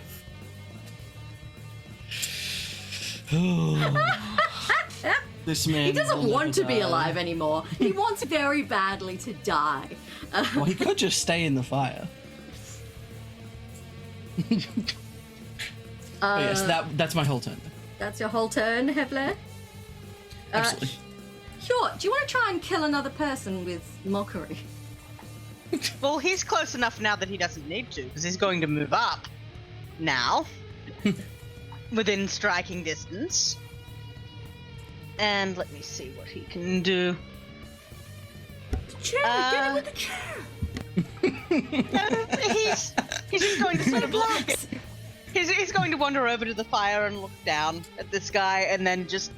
It's so casual, it doesn't even look like an attack. He's just going to poke with his rapier, and it's good that it's. Actually, no, I'm going to burn my inspiration. Okay, I just rolled a 9 and an 8, so no. Yeah. Oh, wait, I have double inspiration, don't I? Can I do it again? Is that permitted? Sure, I kind of want this guy to die so we can all go to bed, so yeah. Another 9. No. Matt, he's just flailing around in the fire. He's going to use his action to get out of the fire, which will provoke an opportunity attack from literally fucking everyone. So... I'm a swing. May I, my dears? Everybody at the same time. Never mind. I knew idea. So opportunity attacks, I actually get. I'm a I warcaster, cast a spell. so I can Yeah. spell. So for an opportunity attack, as he's trying to get out of there, can I actually shatter him? Sure, why not? As that happens, I reckon everyone at the same time on this poor guy with 1 hit point. Yep, I have just No, I rammed won't him shatter. for I'll just- 16 with my horns. I'll just try once again to rapier him. Actually, No, I vote for the shatter. no. Fun. Lucky. Thank you, Mrs. Sid. Claus, were you attacking him as well? Oh, absolutely. And this is why Hjort is a support 12. unit. Miss? As I have been kind of... Crab finish him off. Get I him, rolled an Crab! actual 1. You still have inspiration, I think. No, I used it. Oh, gee. Hjort, do you Go, want to... Scylla! Hjort? Oh no, I failed. Oh, everyone... Oh, I hit him for 16, but I don't know if that's enough. Oh, 16's Hit him enough. for Yeah. 16. Okay, excellent.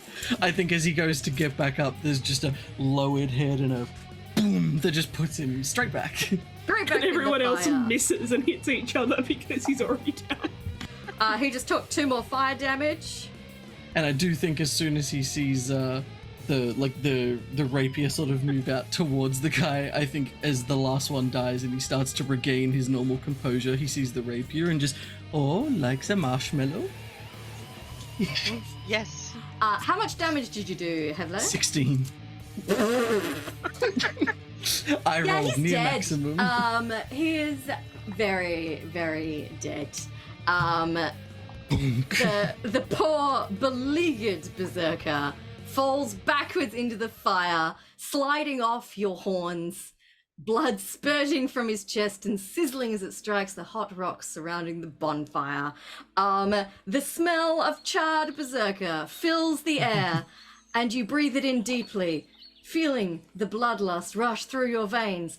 But suddenly, something else is forming in the air. Green sparkles descend in a great cloud surrounding Hjort, the giant snake that is Mrs. Claus, and also Hevler's blood-soaked wooden flaming form.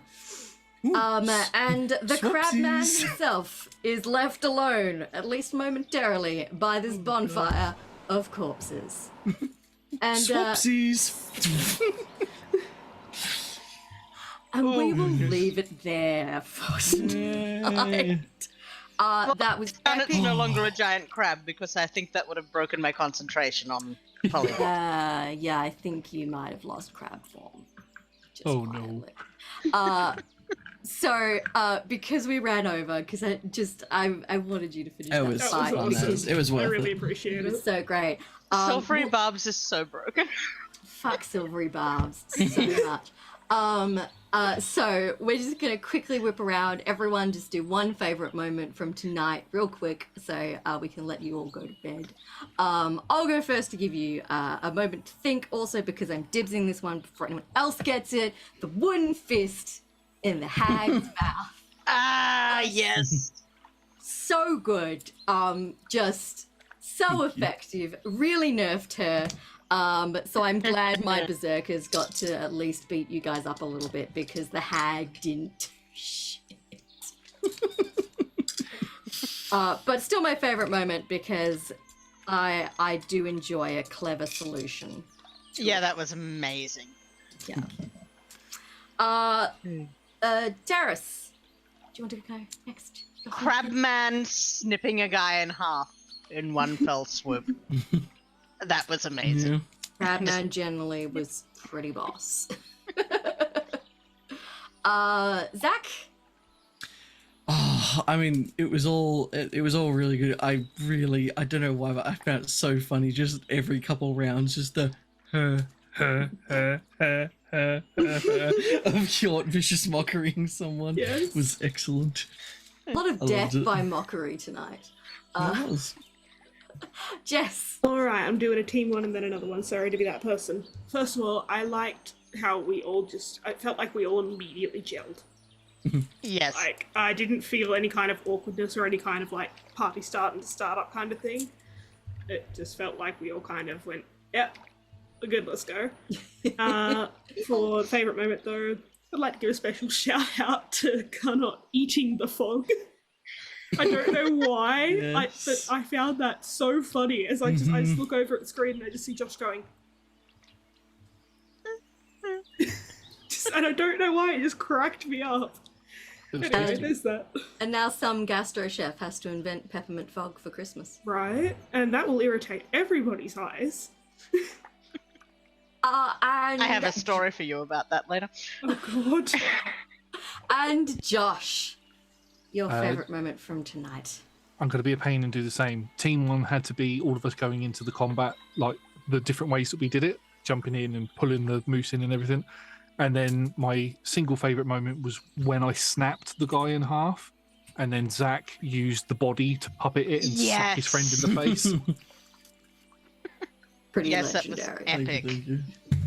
We have a few over in chat. The other Josh has said, Josh, Tainted by Blood band name. That was pretty great. Terris, Snow on the Ears. Karen, Horrible Death. Thanks. And Jess, Antler Mice. They were Hjort's antler mice. They were Hjort Antler Mice. And Baz Hatter said, Mother of Bunnies, another great session. Just caught the fist in the hag. The fist in the hag was pretty epic. And we appear to have a recipe from Tony Carlstrom. Celeriac, parsnips, carrots, onions, ham, beef stock, salt, sambal, hoisin sauce, Worcestershire sauce, and water. That actually sounds pretty freaking good.